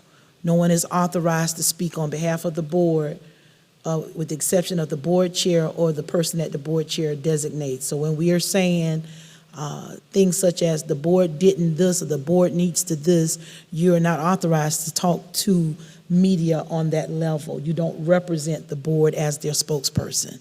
So we need to add that language in this policy. Again, these are policies that have been brought forth to me by board members that are of concern. And again, Eva, I will give you the writing on this so that you have it. I do need a motion on this particular policy change. I make a motion so we can make changes on this specific policy. Second. Okay, the motion's been made by Commissioner Myers. It's been seconded by Commissioner Clyburn. We'll open the floor for any questions or comments. Commissioner Lomanak. Thank you, Chairwoman Harris. I guess I have some concerns just based on your description a moment ago. If a board member says, I believe the board should do this, that seems like a perfectly fine statement to put on social media or to say to a reporter, right? But here's the challenge. What's to say that the board isn't doing this? Just Right. because you may not know it doesn't mean it's not happening. Well, then, So you have to be careful that it don't become defamatory, because, sometimes there are some statements floating out here, the board didn't this, the board's not discussing this, and, just because you might not have been in a conversation, or whatnot, doesn't mean it's not happening. And that, I'm assuming that's the clarification, and the board member want to chime in can, for that statement being said. When you talk about the board, you're talking about the collective body, all 7 of us. As an individual, you can only speak about you. You can only speak about you. You can only say, what you can say is, I need to do a better job of having a discussion, or I need to do this, but when you say, well, the board needs to do a better job, well, that's your opinion. So how could you prove that the board, Ms. Myers may be having a discussion, Mr. Devine may be doing X, Y, and Z. So that's why you can't say the board. The power that lies up here at this table is not in me, it's in us. So that's why we have to be careful that when we make comments and statements, we clarify, it's my opinion, it's own it, it's my statement, and it's about me, what I feel about me. You can't really cast judgment on any other board member up but here. that's where I think you're running into big-time First Amendment problems. I can absolutely say, I believe that the board should listen to teachers more, or I believe that the board should do this about evaluating teachers or staff or principals. If we're using a policy to try to dictate that I'm not allowed to say that, or other board members are not allowed to say that, I think that's a huge legal problem. But Now, if we you're want to say, missing something, Mr. Lomanak. We're not talking about a discussion with us. We're talking about you talking to the media and saying, because let me tell you where what you're saying is incorrect. You don't know the conversations that we are having with teachers. Okay? So you may have to, at some point, explain that to the board, that you're saying we're not talking to teachers. Everybody at this table can attest to the fact that we talk to teachers, we talk to principals, we talk to cafeteria workers, we talk to the employees of this district, because that is a part of our job. So when we say that we are not having a conversation, you have now included this entire body in that. So what you would really need to say as a board member is, I feel I need to talk more to the teachers. You can't say a we, because many of us talk to faculty and staff. that's not, okay, what if I said this to a reporter? I don't think we listen to teachers enough. I don't think the board and the administration listens to teachers enough. I can come up with other examples that don't involve teachers. But you can't say the board and the administration don't listen to teachers enough, because you don't know that. How can you justify that? What is your metrics to say that? This is where the problem is. We are using a policy to dictate the parameters of what we're able to say. No, what if I say, I don't think we're given enough information about administrative hires? But that's personal for you, because I may not feel that way. Well, that's fine, and you can tell the reporter that you disagree with me and you think the board does do all the things they should do, but I think this is a huge legal issue. It's not legal, and I'm gonna tell you why. Again, in training, they teach, and Mr. Parliamentarian, President of the School Board Association, you can chime in at any time. The policy says, when it comes to media relations, the board chair is the designated spokesperson. Am I correct, Commissioner Bishop? That's the way it's been when you've been chair. It's the way it's been when you've been chair. That is the spokesperson. So when media contacts us about a story on the buses, and I can attest to this from Commissioner Clyburn, she referred them to me, okay? Because I'm the spokesperson for the board. Not unless I said, Commissioner Clyburn, you can speak on behalf of the board about the buses. I'm not talking about speaking on behalf of the board, but I can speak on my behalf about what I think the board should or should not do. I'm an elected official with a constituency. Not trying to take your power from you, Mr. Lomanek. I think you're missing the purpose of the policy. When a I think reporter called you me miss- this past weekend, I gave a comment. I don't think that I have any obligation to say, I'm not going to speak to you about that. I think that I'm allowed to give the comment that I gave. Okay, and did you tell the reporter that I am speaking solely for Robert Lomanek? Of course, but that's my next question. How do you enforce this? Do you call the reporter and ask them? Because they're not going to print that. They're not going to waste 7 words in print to say, and by the way, he made sure to tell me that he's speaking not on behalf of the board, but on his own behalf as a board member. But that's different than what you're saying, because you're saying I cannot criticize the board to the media. Well, you can criticize the board, but you may open yourself up to defamation lawsuits. Well, that's fine, but I don't think we can, by policy, But it's a policy prevent across me the from state to criticizing the have a spokesperson for the board, Mr. Lomanak. And hear what I'm saying. I'm not telling you can't talk to the media. I am saying that when you talk, you need to speak exclusively for you. You can't speak for me. I'm not speaking You for can't speak for, but you can't even criticize me to them because you don't know me. You just got here. I so can you criticize you. No, you cannot criticize me. I can. Madam Chair. Okay, well, do it. That is a It- First it's a- Amendment issue. But you're an elected Chair. official. You The First serve Amendment on does this not board. prevent me from saying things that are critical of you. Commissioner Bishop, Let me add to the conversation. please do. There's a statement in the 3rd paragraph, I think it is the 2nd sentence. The board chair would be the official public spokesman. So how do we, Madam Chair, make sure that what is official and what is unofficial? Is it because of what you state as our spokesman, our spokesperson, and who you designate? Does that make it official? What makes it official for an individual to speak on behalf of the board is the board chair. This is, y'all, I didn't ask for the role of this, but it's in a policy that the board chair is the spokesperson. Because So it's our policy. so the media is requesting Comment, an official an official statement regarding an agenda or item on behalf of the the board. board. All right, so if someone else speaks outside of you and it doesn't eat, that is not Official. official. Exactly. And it can have ramifications to it because you're speaking for the board and you're not officially allowed to be the spokesperson based on this policy. It's not saying you can't talk to the media.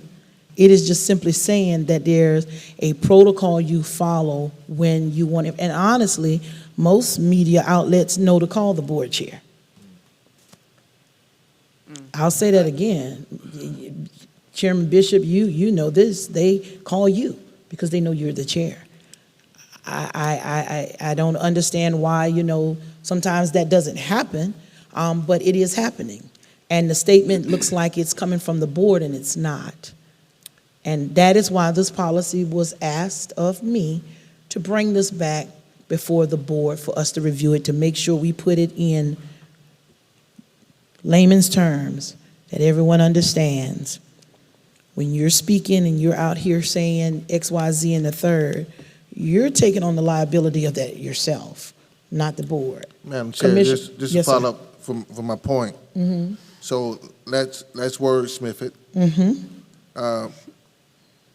If it's official, it has some standard or some base to the conversation, right? Absolutely. Therefore, the responsibility is laid upon you to speak with accuracy to the point of the matter. Right.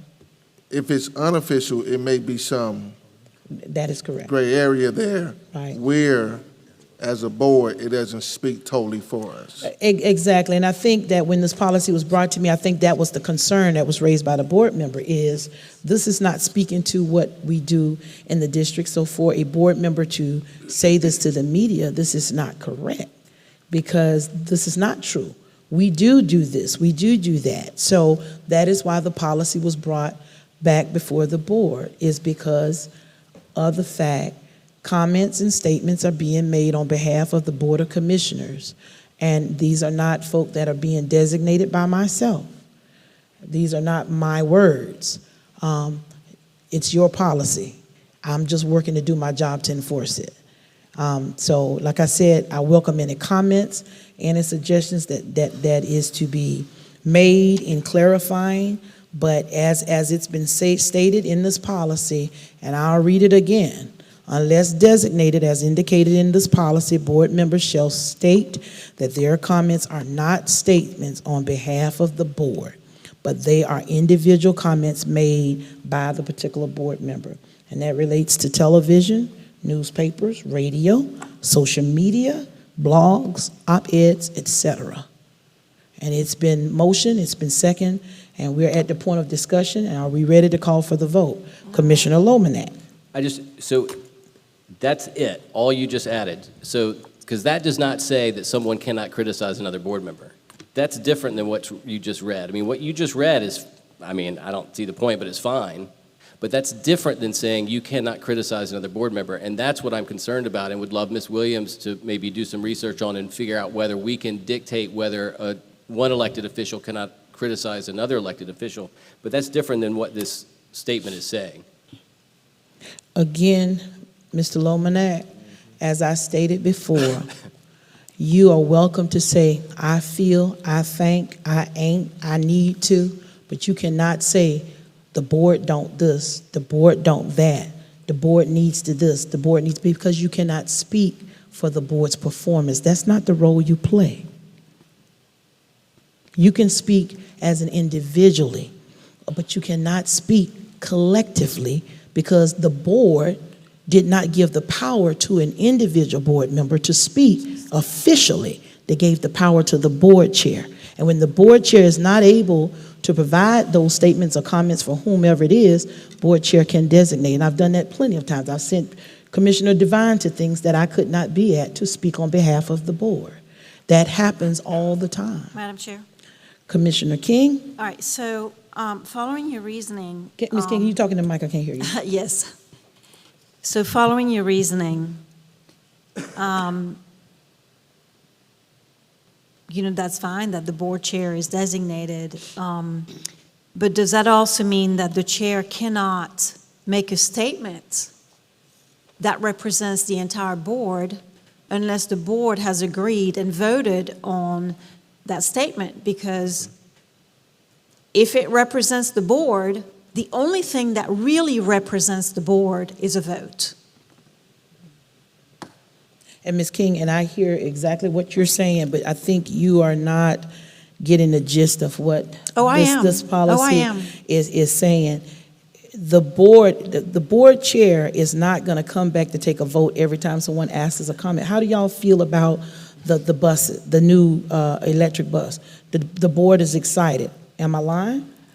The board chair is not going to get out here and defame the board. Well, I don't know, but we may have different opinions, and if it's something that we haven't discussed, but you represent the board, and I happen to disagree with you, which is fine, because it's part of diversity, right? And openness and discussion, right? Absolutely. I can, if that reporter comes to me and says, what do you think about this? I'll say, it is, as a board member, it's not my position, and I don't think that's a good direction for the board. I can perfectly say that because it's my opinion, right? And you said it exactly correct. You said, okay. I feel, I think. You see what I'm saying? But I could say the board, in my opinion, and you could separate that, maybe the reporter separates it, the board is not taking the steps that I would like for the board to take, and that would be perfectly fine because it's one person's opinion, right? So anybody here can talk to the press, one. Two, Yes, the board chair has been designated. I just want you all to understand I'm something. sorry, I wasn't finished. But I'm all but finished with the you know, debate. you speak for a long time, so And please allow me to unfortunately, I finish. have to, Ms. King, because issues Madam like Chair. this arise because we won't follow our own policy. Madam Chair. we Okay, all- and then the board chair, let me correct something. No, wait, let me finish. I'll let you It's finish. not because you don't like what you read that some board members say, then we come and amend a policy which will be absolutely unenforceable. And I agree with Mr. Lumenack, absolutely infringes on freedom of speech. It's just not smart. I mean, the policy as it stands is very, I mean, it is modeled after the model policy, and it says everything it needs to. User designated, but, you know, everyone on this board, as far as I know, can talk to the person anytime they want. Absolutely. Now, you're right. Absolutely. I wouldn't say the board has decided that, because it wouldn't be true if it hadn't been, you know, for a vote. But we can absolutely express criticism, we can express direction, wishes, desires, et cetera. I mean, that is all part of, you know, the last thing I want us to do, and that really scares me, especially given the world events, the last thing I want to do is have a policy that essentially is putting in place censure. I will never accept that. And Ms. King, you have a right to not accept anything that you don't want. And as a board member, I don't have to accept when individuals put false narratives out here. Well, you don't And have to that, accept that. It now I have, doesn't now I have the floor. Now I have the floor. Now I yielded to you and I gave you respect and I ask that you do me the same. It's a sad thing when we should be working to build the district, we put false narratives out here. We tell mistruths. And you want us to rubber stamp it like it's okay. It's never okay, Dr. Bishop. It's wrong. It's wrong. And it's sad that we have to take time to go through policies and say things like, you can't record executive session, or use your phone on speaker so outside individuals can hear your discussion. It's sad that we have to take a policy and say, you cannot talk about we the board. Criticize, go ahead. It's defamation. Know your role as an elected official. Know your role. Am I wrong, Commissioner Devine?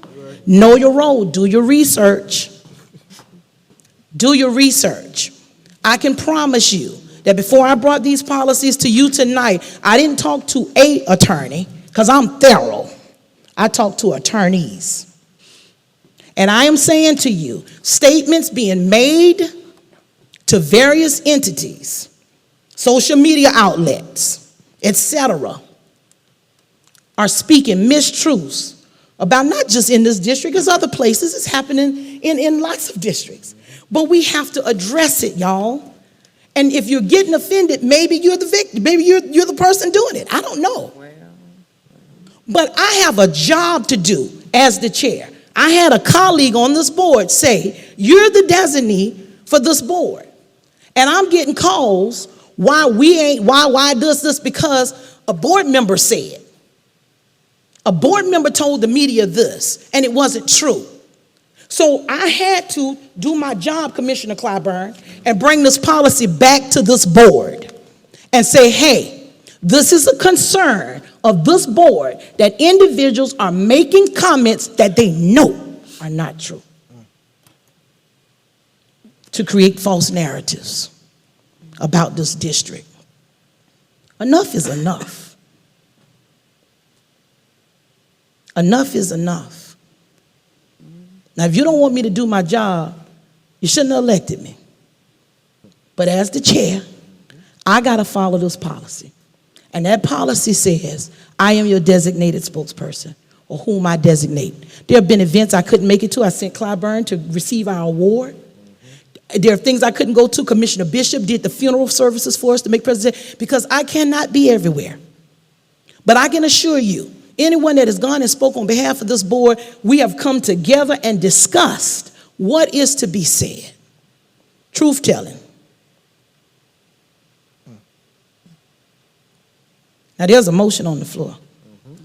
It's been properly seconded. We've debated it. We've exhausted the debate. I'm calling for the vote at this time.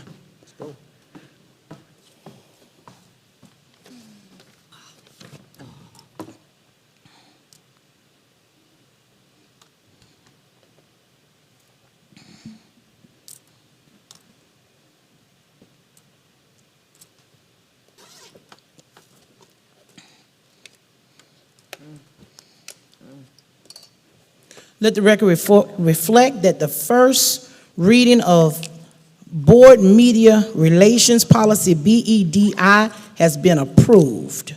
Vote is 5-2. We'll now move on to Policy DH, which is bonded employees and officers.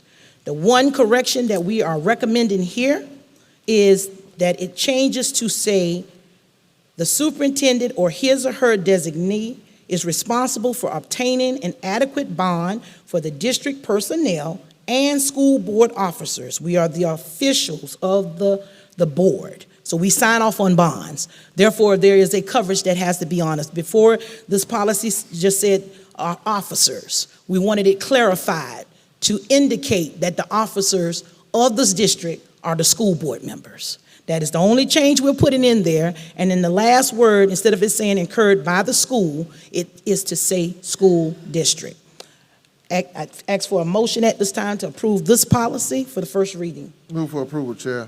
Second. It's been moved by Commissioner Bishop. It's been seconded by Commissioner Clyburn. We welcome any questions or discussions at this time. The floor is open. And this is the bonded employees, Commissioner Lomanak. Thank you, Chairwoman Harris. Is this in response at all to the FOIA that some of us received about bond issues, or is this different? Actually, this policy was being addressed because it said by the school, and we needed to change it to school district. However, that discussion did come up after Dr. Witherspoon and I had pulled it because we were looking at some other policies, and that's when we went and made it clearly identify exactly who the officers are. We are all bonded through the insurance trust. That is an insurance that is covering all of us that do bond sales. So we just wanted to make sure it clarifies exactly identifying who those officials are. Thank you. Okay. No other question or debate. We'll call for the vote at this time.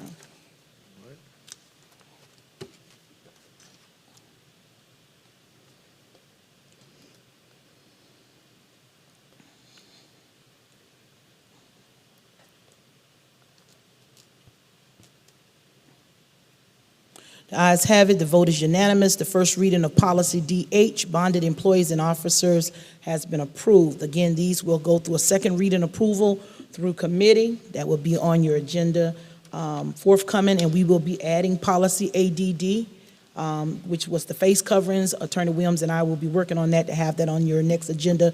It will go through a first reading, whereas these policies will go through a second reading, so that is forthcoming. At this time, we'll move on to 11.9, which is the board report. We'll open the floor at this time for any questions or comments or statements or reports from any board member. Commissioner King. Thanks, Madam Chair. The first thing that I want to ask you is, since it sounds like any board member can bring to you a policy to look at, so for next board meetings, please, I think I've asked that we look at this in the past. After all, it is 2022, and things have changed a lot, especially through electronics, allowing people to participate in meetings. I am interested in introducing, for the board to introduce a policy which, as a model policy, is BEDM. It's called Remote Meeting Policy. Most school districts in South Carolina have it. I know the City of Columbia has it. Mr. Devine and I talked about that a couple of years ago. But it really would allow some flexibility, and of course the board could put some parameters around it, but I think it is necessary to give some flexibility. So that's one. The second one is I would like to just share some information about AC Flora, 2 events. One this Saturday, March 26th, is Super Saturday. That spells barbecue. So it's a fundraiser, and anyone can go to that. I think pick up maybe between 10 and 2, something like that, at AC Flora. And the other announcement about AC Flora is that on Friday, April 1st, there will be the first ever televised boys and girls lacrosse games. The first one will be at 5 p.m., and the second one will be at 6:30 p.m. That's a big deal to be on TV. I mean, lacrosse. What channel? Which channel? Watch Fox. Oh, Watch Fox. So What time you is don't that even again? have to pay for it. What time is that again, Ms. King? The first one is, the girls always play before the guys. So the girls will be playing Philip Simmons in Charleston at 5 p.m. And the boys will be playing J.L. Mann, now that's a big high school, at 6:30 p.m. And, of course, AC Flora is the only high school in the district to have lacrosse, and we've always said that we would love to expand it because we'd love to have more, play dates, right? But they've done extremely well, I can tell you. And so that's that. And then finally, this is more a question for you, Madam Chair, if you could address it maybe. We have a board retreat this coming Saturday, and we've submitted topics. And could we get the agenda not just 24 hours ahead of time? Because Absolutely. and any handouts that we can get to prepare, preparation is, saves us time. We're already working on it, Ms. King. It's a part of my report. I'm just going to let y'all do that stuff first. Wonderful. See, I was a sidekick. Thank you. Okay. Any other board reports at this time?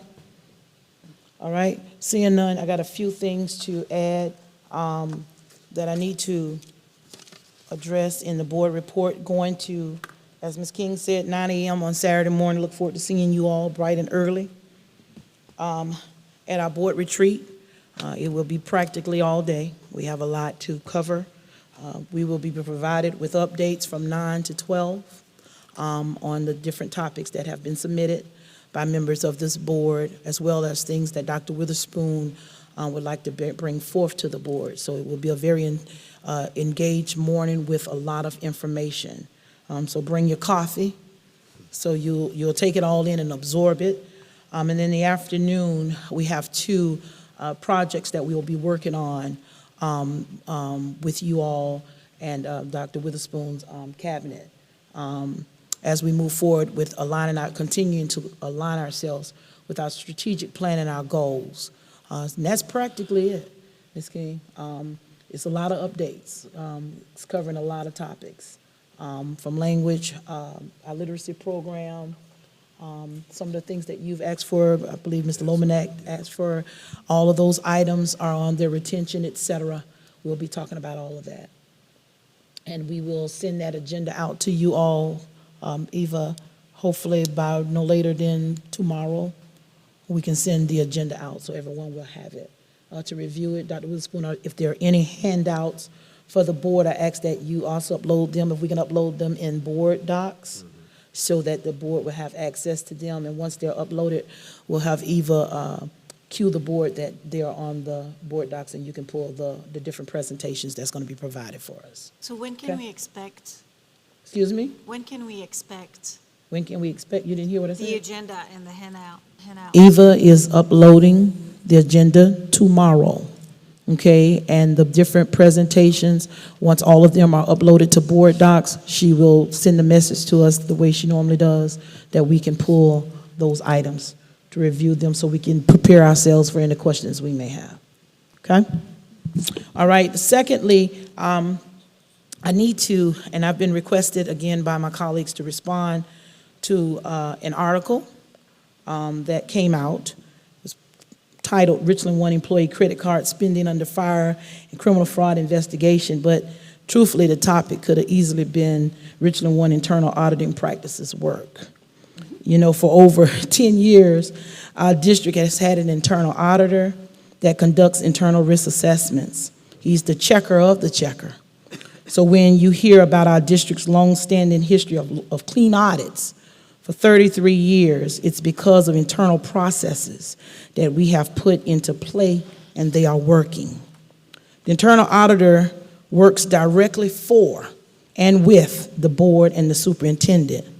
His day-to-day responsibilities are to do risk assessments to help improve internal controls. So when you hear that there are no internal controls, that's a false narrative, because there are. These internal controls lessens the likelihood of fraudulent matters occurring. He directly reports to this board and the superintendent, and in those discussions and those reports, he gives recommendations to what we need to do as a district to strengthen and protect the processes and procedures in running this organization. In response to the audit report, which is dated August 2021, this again was a risk assessment of the P cards, which was done to help strengthen protocols, processes, and again, procedures. In his assessment, he addressed opportunities that could be viewed or even taken as issues. Not saying that there was one, but that an individual could see certain transactions and assume them to be wrong. I know plenty of you have seen the audit report, and it clearly identifies what our internal auditor reviews. But at the back of the report is the most important part, in my opinion, because it shows us his recommendations on how we strengthen those processes. And I'm trying to get to that so I can talk about that. And I am doing this at the request of my colleagues so that everyone knows this. Because again, we control our story. Okay? On that report, I think it's page 19, he lists 4 opportunities, and he labeled them as not fraud, Commissioner Devine. He labeled them as opportunities to improve. His first one said, use reminder communications to cardholders, liaisons, and approvers to reinforce restrictions on split transactions. Also include in writing procedures and requirements for the liaison and the approver to detect split transactions during monthly compilations, review, and approval, and report to the P-card coordinator. Spent a long time today at SAB learning the interworkings of P-card. So I think it's important that when you speak, you know what you're speaking about. Because when you don't know what you're speaking about, you create false narratives. Second recommendation was a log of infractions should be maintained, and appropriate disciplinary action card suspension should be invoked without exception if noncompliance continues. There should be 0 tolerance for split transactions. He also listed 2 other recommendations. I believe it was a monthly report being submitted and reviewed. In my discussions, if you recall 2 board meetings ago, the auditor came before this body, and I clearly asked him, have you found any fraud? His response was no. My second question was, have you ever found fraud? And his answer was, no, I have not, ma'am. That tells me and that tells my colleagues that the procedures that we have in place are working. Let me go a little further. In that same report, he listed those recommendations, but he also listed that he met with the administration, and what? They complied. Today in a discussion, I asked those questions to our CFO, Ms. Sharon Matthew Hazel, and she reassured me, do we have these things in place? She didn't just reassure me, she showed me that we are complying to the recommendations of our internal auditor. So I'm going to say to you what the internal auditor said to all of us again. There was no fraud. However,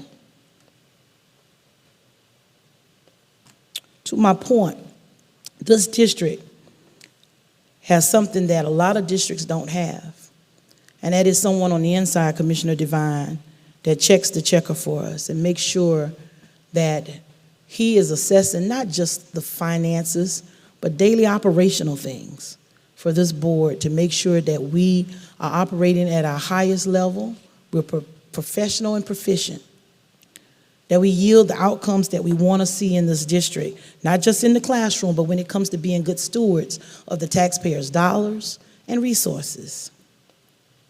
Now, I am aware, we all are aware, of a matter which is under investigation right now with law enforcement. And this matter coming to light is because the internal process worked.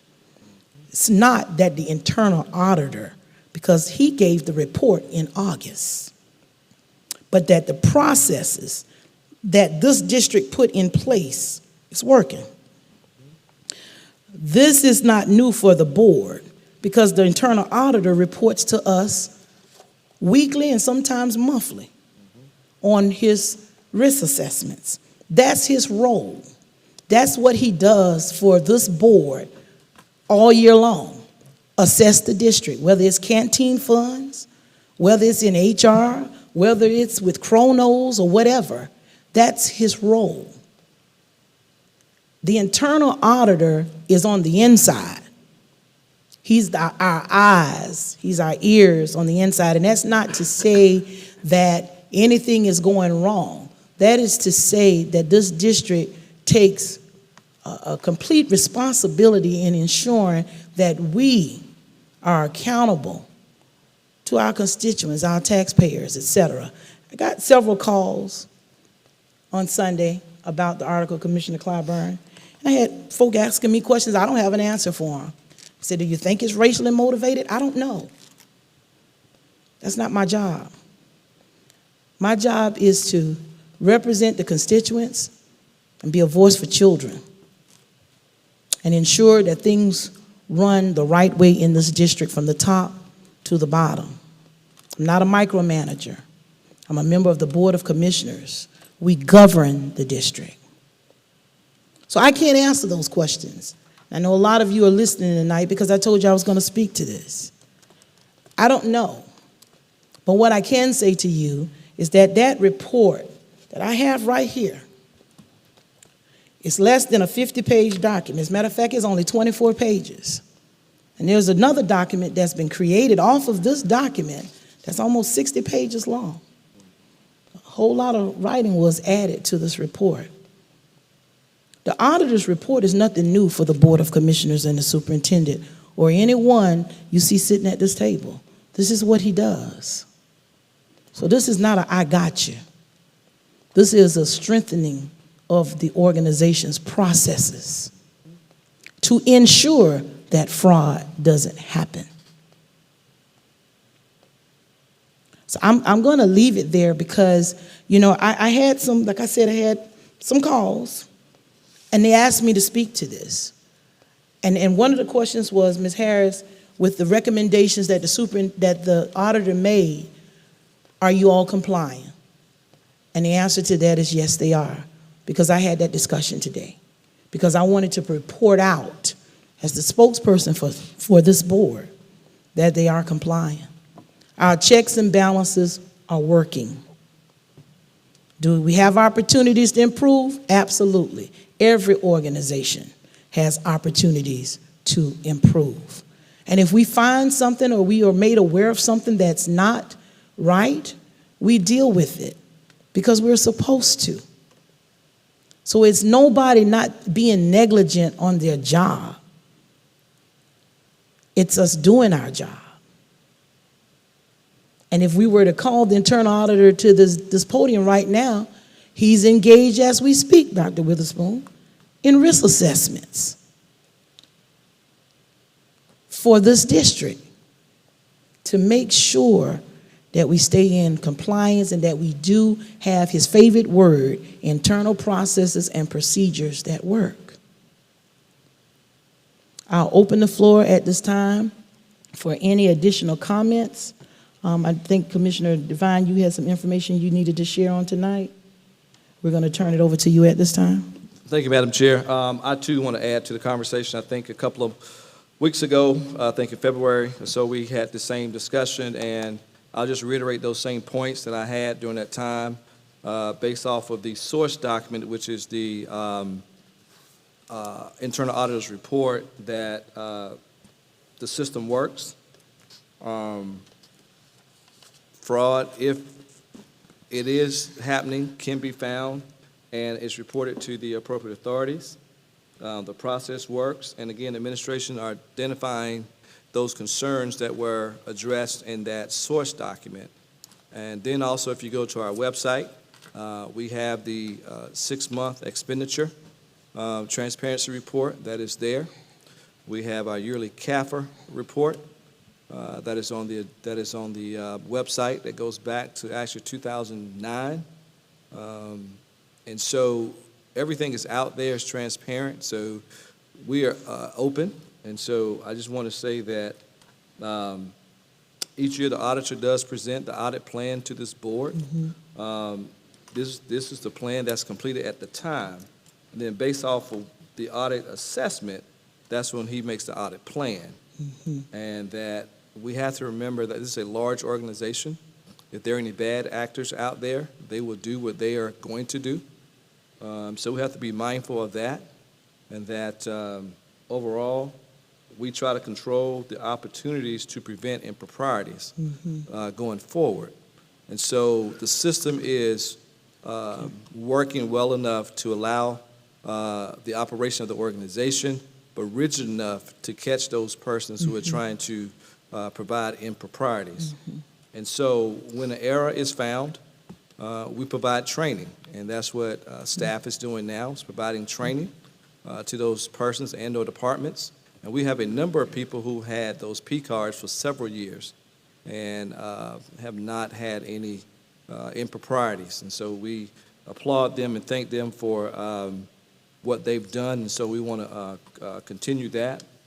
Again, we look at the audit and we provide training on any module that is needed. Again, not just P cards, but anything in the district where we need additional training. We will provide that based off of what is needed at the time. Again, we look into the matter to take appropriate measures to reduce the likelihood of reoccurrences. We know that things are going to happen. We know that you may forget something. But again, we need to, and we take this seriously. We take all these reports seriously from our internal auditor, from our superintendent, and as a governing body, we ensure that we have the oversight to ensure that these occurrences don't happen again. So again, those reports are on our website as appropriate, as mandated by law, as it pertains to the transparency report, as it pertains to the CAFR. So the information is there. I encourage you to go take a look at it. If there's any questions, you can always email the superintendent or appropriate staff to get a response. Because some of those things I don't understand. I know some people have been questioning about the Amazon and why are we buying from Amazon or buying from certain places. You know, I don't know the answer, but if you get with staff, with Dr. Witherspoon or appropriate staff, I'm sure they can get us a reasonable response as to why those things are done. So again, if things happen, errors happen, we need to train our folk to ensure that they have the proper information, and that our job is to make sure this does not have a reoccurrence in the future. With that, Madam Chair, I yield my time. Thank you so much, Mr. Commissioner Devine, and I appreciate you talking about the audit plan, because I think that's important as well, that you know that this district has a yearly audit plan. So there are various areas that are audited on a regular basis in this district to ensure that we don't have internal issues. And I'm appreciative that when we do our external audit, 33 years, Ms. Matthew Hazler, is that correct? 33 years of clean audits, which says something is happening right. And I know for a fact that these internal processes and procedures are working. And if, as Mr. Devine said, if there's an impropriety or something, it's gonna catch it. And that's why I'm appreciative of the checks and balances. And to your point, Commissioner Devine, you mentioned about the training. I was really glad to see that that was even one of the recommendations from the auditor, was to do a retraining. And to hear our CFO say we're already doing that, it's already in place. So our checks and balances are working, and they will continue to work. And guess what? The auditor will continue to audit, because that's his job, that's his role, and that's his responsibility for us, is to be the person on the inside looking into things and making sure we're doing our job at the highest level, that there aren't any issues going forward. Just wanted to speak to that because it was asked of me to speak to it. I appreciate those that reached out to me. I appreciate the sentiments that were shared on behalf of the board in the work that is going forth and so forth. But I appreciate those that was transparent and honest and open to ask, as I heard someone say, the tough questions. There's nothing wrong with tough questions. The only time there's a problem is when truth is not being told.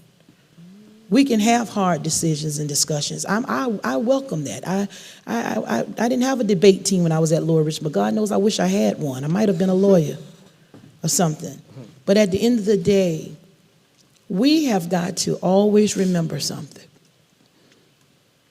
We're not a dysfunctional board and we're not a dysfunctional district. So let's put the paintbrush down. Stop painting a picture that's telling a story that's not true. I have nothing but love and respect for every one of my colleagues and the superintendent and everybody that works in this district. I don't take none of their roles lightly. Being a board commissioner is not easy. You may think it is, it's not.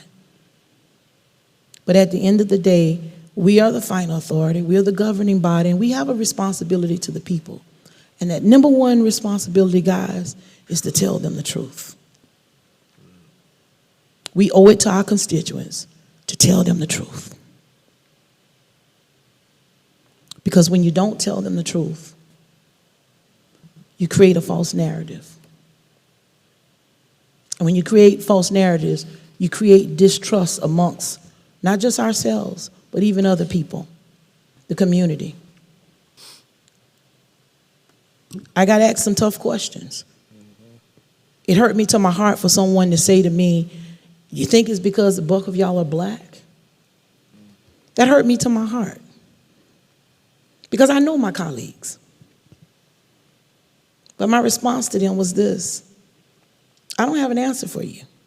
You'd have to ask whoever it is you need to ask that. I don't know. But whoever is driving the bus of deception, dishonesty,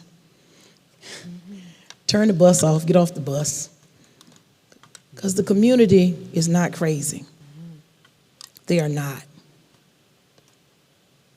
As a matter of fact, they're a little more hip than I gave them credit for. Let's be fair. Fair to each other. Fair to this district. Most important is fair to the children. On a point of personal privilege, I want to recognize a young man that graduated from us, and I know Commissioner King and Commissioner Devine and Commissioner Bishop will remember him. Cortez is in the house tonight, and y'all might remember him.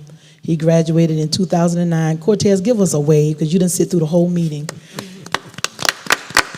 But Cortez is special to us, as all of our graduates.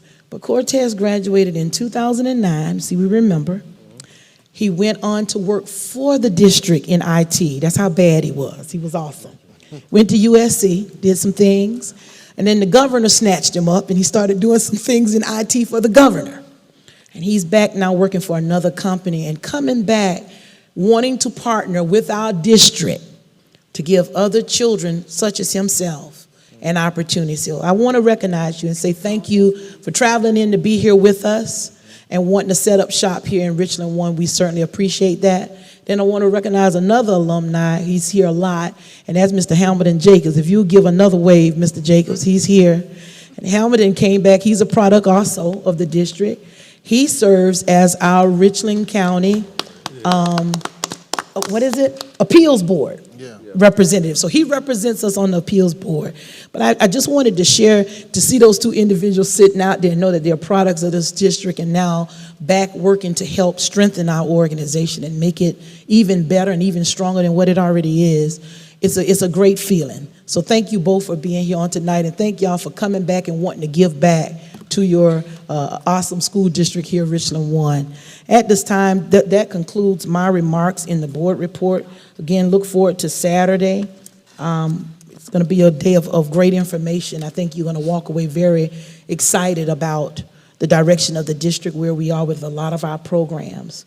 We haven't had an opportunity, as I shared with Dr. Witherspoon, we hadn't been able to do our board spotlight where the kids come and sing and perform and all of that, but hopefully coming soon, hopefully by the fall, we'll be able to bring our wonderful children back into our meetings to perform for us. So we're certainly looking forward to that.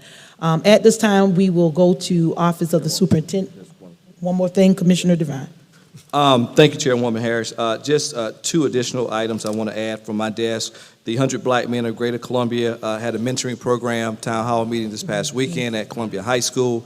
We thank them for coming out, talking with our families and our students about policing in the 21st century and what that means, what that looks like, and how to become a police officer, what to do if you're stopped if there's a traffic stop, and how to interact with our local law enforcement. We thank NOBLE, the National Organization of Law Enforcement Officers, for them coming out and helping out that weekend. Also, this weekend, Saturday 26th, there's a Circle of Rest, RESTE, which represents restoration and energizing support for teacher and other educators. It's an opportunity for our educators to go and get some other additional strategies and relaxing techniques, as we're all under a little more pressure than we've had in the past. And so it's an opportunity for our teachers to participate in that and other educators as well. And then lastly, we did not mention this at the first meeting, March 8th, which was actually International Women's Day. But I do want to recognize my colleagues on the board with Women's History Month, which was started back in March 8th, 1847. The first Women's Day was started in 1909 in New York, and the first Women's History Week started in 1978. The 19th Amendment gave women the right to vote. However, not all women had the right to vote. It wasn't until 1965, under President Johnson, when he signed the Voting Rights Act, that all women got the opportunity to vote, got the right to vote through that legislation. And it wasn't until 1974 that women could have credit cards. So we've only had credit cards about women only had access to credit cards on their own for the last 47, 48 Commissioner Vine, years. when did they get credit cards? Sir? What year was that? With 1974. Wow. I wasn't here yet. Me either. But I'm just saying that all these things have happened with women, and if we look at this board, we have a majority women board members up here, and then majority African American women as well. These are things to be celebrated throughout our local district, our county, our state, and our nation. And so I just want to applaud the ladies who serve up here, also to Dr. Witherspoon, to your staff, to ladies who serve as well on this senior team. I know it can be a challenge for women to do some things, and so I just want to say on behalf of the men, Dr. Bishop, Mr. Lomanak, and Dr. Witherspoon, to the ladies that's on the dais, that sits with us and talk with us every 2 weeks or so. Thank you so much for what you do to make our children better. Thank you so much for giving of yourself. Thank you so much for giving from your families and what you give to this community. We know it's not easy, so we know that this is hard work. And so the heart has to come first before the hard work comes. So again, thank you all so much. So gentlemen in the audience, if you would join us in giving these ladies a round of applause. And also the ladies that are in the audience, we thank you so much as well, because there's some staff out here that everybody can't see, but thank you all so much for being here as well.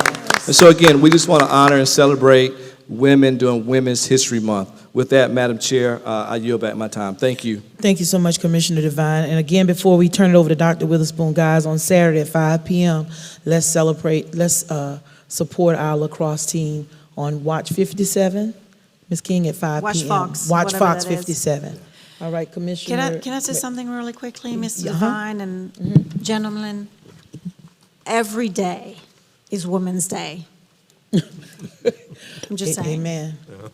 All right. Very good. Thank you. Church. All right. Commissioner, I'm sorry, Dr. Witherspoon, Superintendent's report. Thank you, Madam Chair, members of the board. First item on the superintendent's report, I have asked for Mr. Carlin to provide some information relative to the House, the House approved budget and share with you. And again, he'll have some additional budget update information and so forth on Saturday. But Mr. Carlin, if you would. The board, Dr. Witherspoon. Based on the House budget, the majority of the public thinks all teachers will be getting a $4,000 salary increase, and the state is paying for that increase. If that were only the case, it's not. Despite all districts getting an increase in state funding, they are not all required to give teacher raises under the proposed budget proviso. The required raise would only be required by the districts that are paying below the new proposed state salary schedule. The districts paying above the new state salary schedule wouldn't be required to give raises. The House representative that is the creator of this budget proviso said, if those bigger districts choose to, they can give $500 raise, they could give $1,000, they could give up to $4,000. They don't have to give a raise at all. It's up to them. Based on this information, Richland 1 might get $11,000, and only 75% will be covered by the state. The House budget requires us to give a step increase to the teachers, 75% of which might be covered in the new state aid to classrooms funding formula. Also not included in the House budget is the EIA Students at Risk of School Failure funding. It's a special revenue fund. For this fiscal year, it was $2.8 million. It was deleted under the EIA funding for fiscal year 2023. Included in the House budget is a 5% salary increase for bus drivers. The district will only receive 3% of that 5% in our state funding. Health insurance is expected to increase over 18% for 2023. Since PIBA is on a calendar year, it will only cost 9% for fiscal year 2023, which is all employer costs, although employee deductibles or co-pays may increase. This is due to substantial COVID-related expenses over the past 2 years. The Senate has to have their budget debates and see where they are as compared to the House. Then we will know what the final budget for the state budget will be for fiscal year 2023. This may not be until the end of May or later. So that's just a brief overview. We'll be talking about a little bit more on Saturday. But if you have questions, I'll try and answer those for you. Okay, and I know that this is also part of our discussion on Saturday as well. So That he's is going to be correct. coming back a little bit more in depth, but he wanted to provide an update for right now, because I know Commissioner Lomanak, that was one of your asks. So we added it to the agenda on Saturday as well for an even deeper dive discussion. But we'll open the floor if there are any questions that you have tonight, but it is on your agenda for Saturday again as well, in case y'all want to study this a little bit and come back with the questions. Right, and Commissioner so King. what you said, it was a whole lot of numbers. Yeah. Can we have that before Saturday, so we can come in, the flipped classroom, so we can be prepared for, Yeah, we can lay out the Digesting. numbers. Again, this is the House proposal, Right, what the House is right, proposing. right. No, I understand that. That's been done. But yeah, It's we just- can, we can get that to you. Yes, that would be great. Yeah, the easiest, the way we have to look at this particular proviso from the House is you take the state salary budget, state salary schedule for teachers, add $4,000 to every step on every grade. Then you take and look at our salary schedule and compare that step by step, grade by grade. There was only 6 steps that we were lower than the state salary schedule, and most of those were $100 or so. Now, we've been through that rodeo before, right? I mean, we just went Richland through. 2 is doing the same thing I'm doing right now, trying to explain this new proviso with the salary schedule. And he said he has 172 teachers that would qualify for a raise, they would be getting about 187,000, but of course it would only be 75% of that. Because theirs, apparently, a lot of their steps are less than ours. So that's the cause for them to get a little bit more. Wow. But no one's going to get $4,000 per teacher from the state. Even the districts that are less than or the same as the state schedule will only get 75% of that 4,000 per teacher. So essentially what you're saying is that they're trying to level everybody. That's what they're trying to do. That's the statements they're making, yes. Right, and because we're ahead of the curve, we won't get that much money. Correct. And that's the bottom line, okay. And to your point, Mr. Carlin, and I think it needs to be clearly stated, because a lot of times teachers say, we were supposed to get $4,000 and y'all didn't give us $4,000. That's why I wanted it out there. But as you're explaining tonight, Richland 1 is already ahead of the curve, which happens a lot. You know, we don't get money for SROs because we had already put ours in place. So there's no money for that for us. So we have to, you know, so once again, sometimes it ain't good to be first, I guess. But at the end of the day, it's a good thing that we are already where the state is trying to take everyone else. So, you know, I think we need to make sure Dr. Witherspoon and Mr. Carlin is clearly understood if this proposal passes, that it doesn't necessarily mean you're going to get $4,000 because where they're trying to take the rest of the state, Richland 1 kind of already have you there. Right. So You we'll know. have to look at what the funding we can do. total is and what we can do for the teachers as well as the other staff. Right.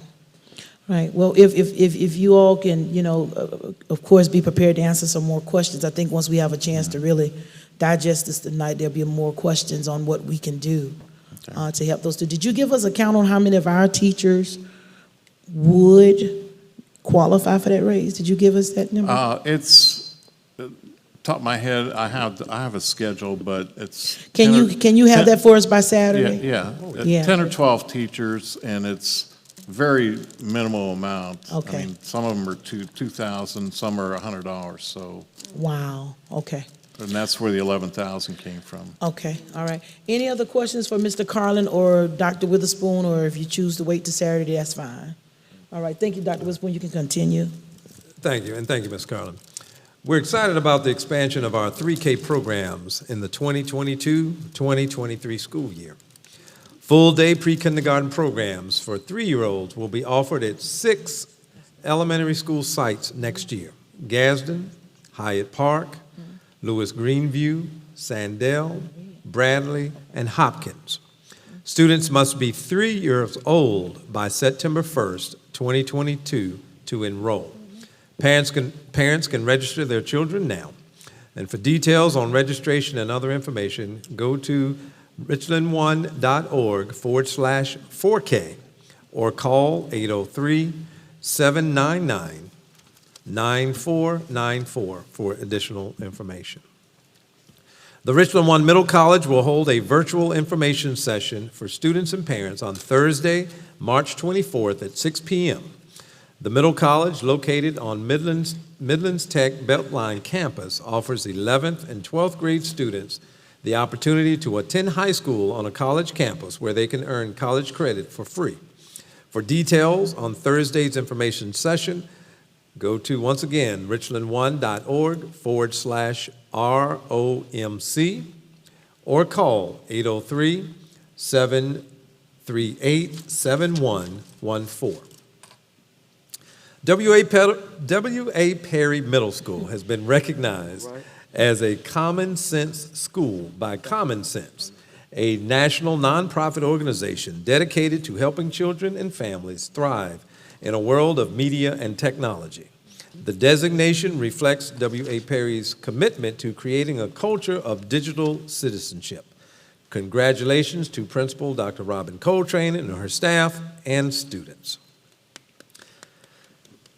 I had the honor last week, let me say our ADs first. Congratulations to Liz Steele, Athletic Director of Lower Richland High School, who was named the Class 3A Region 4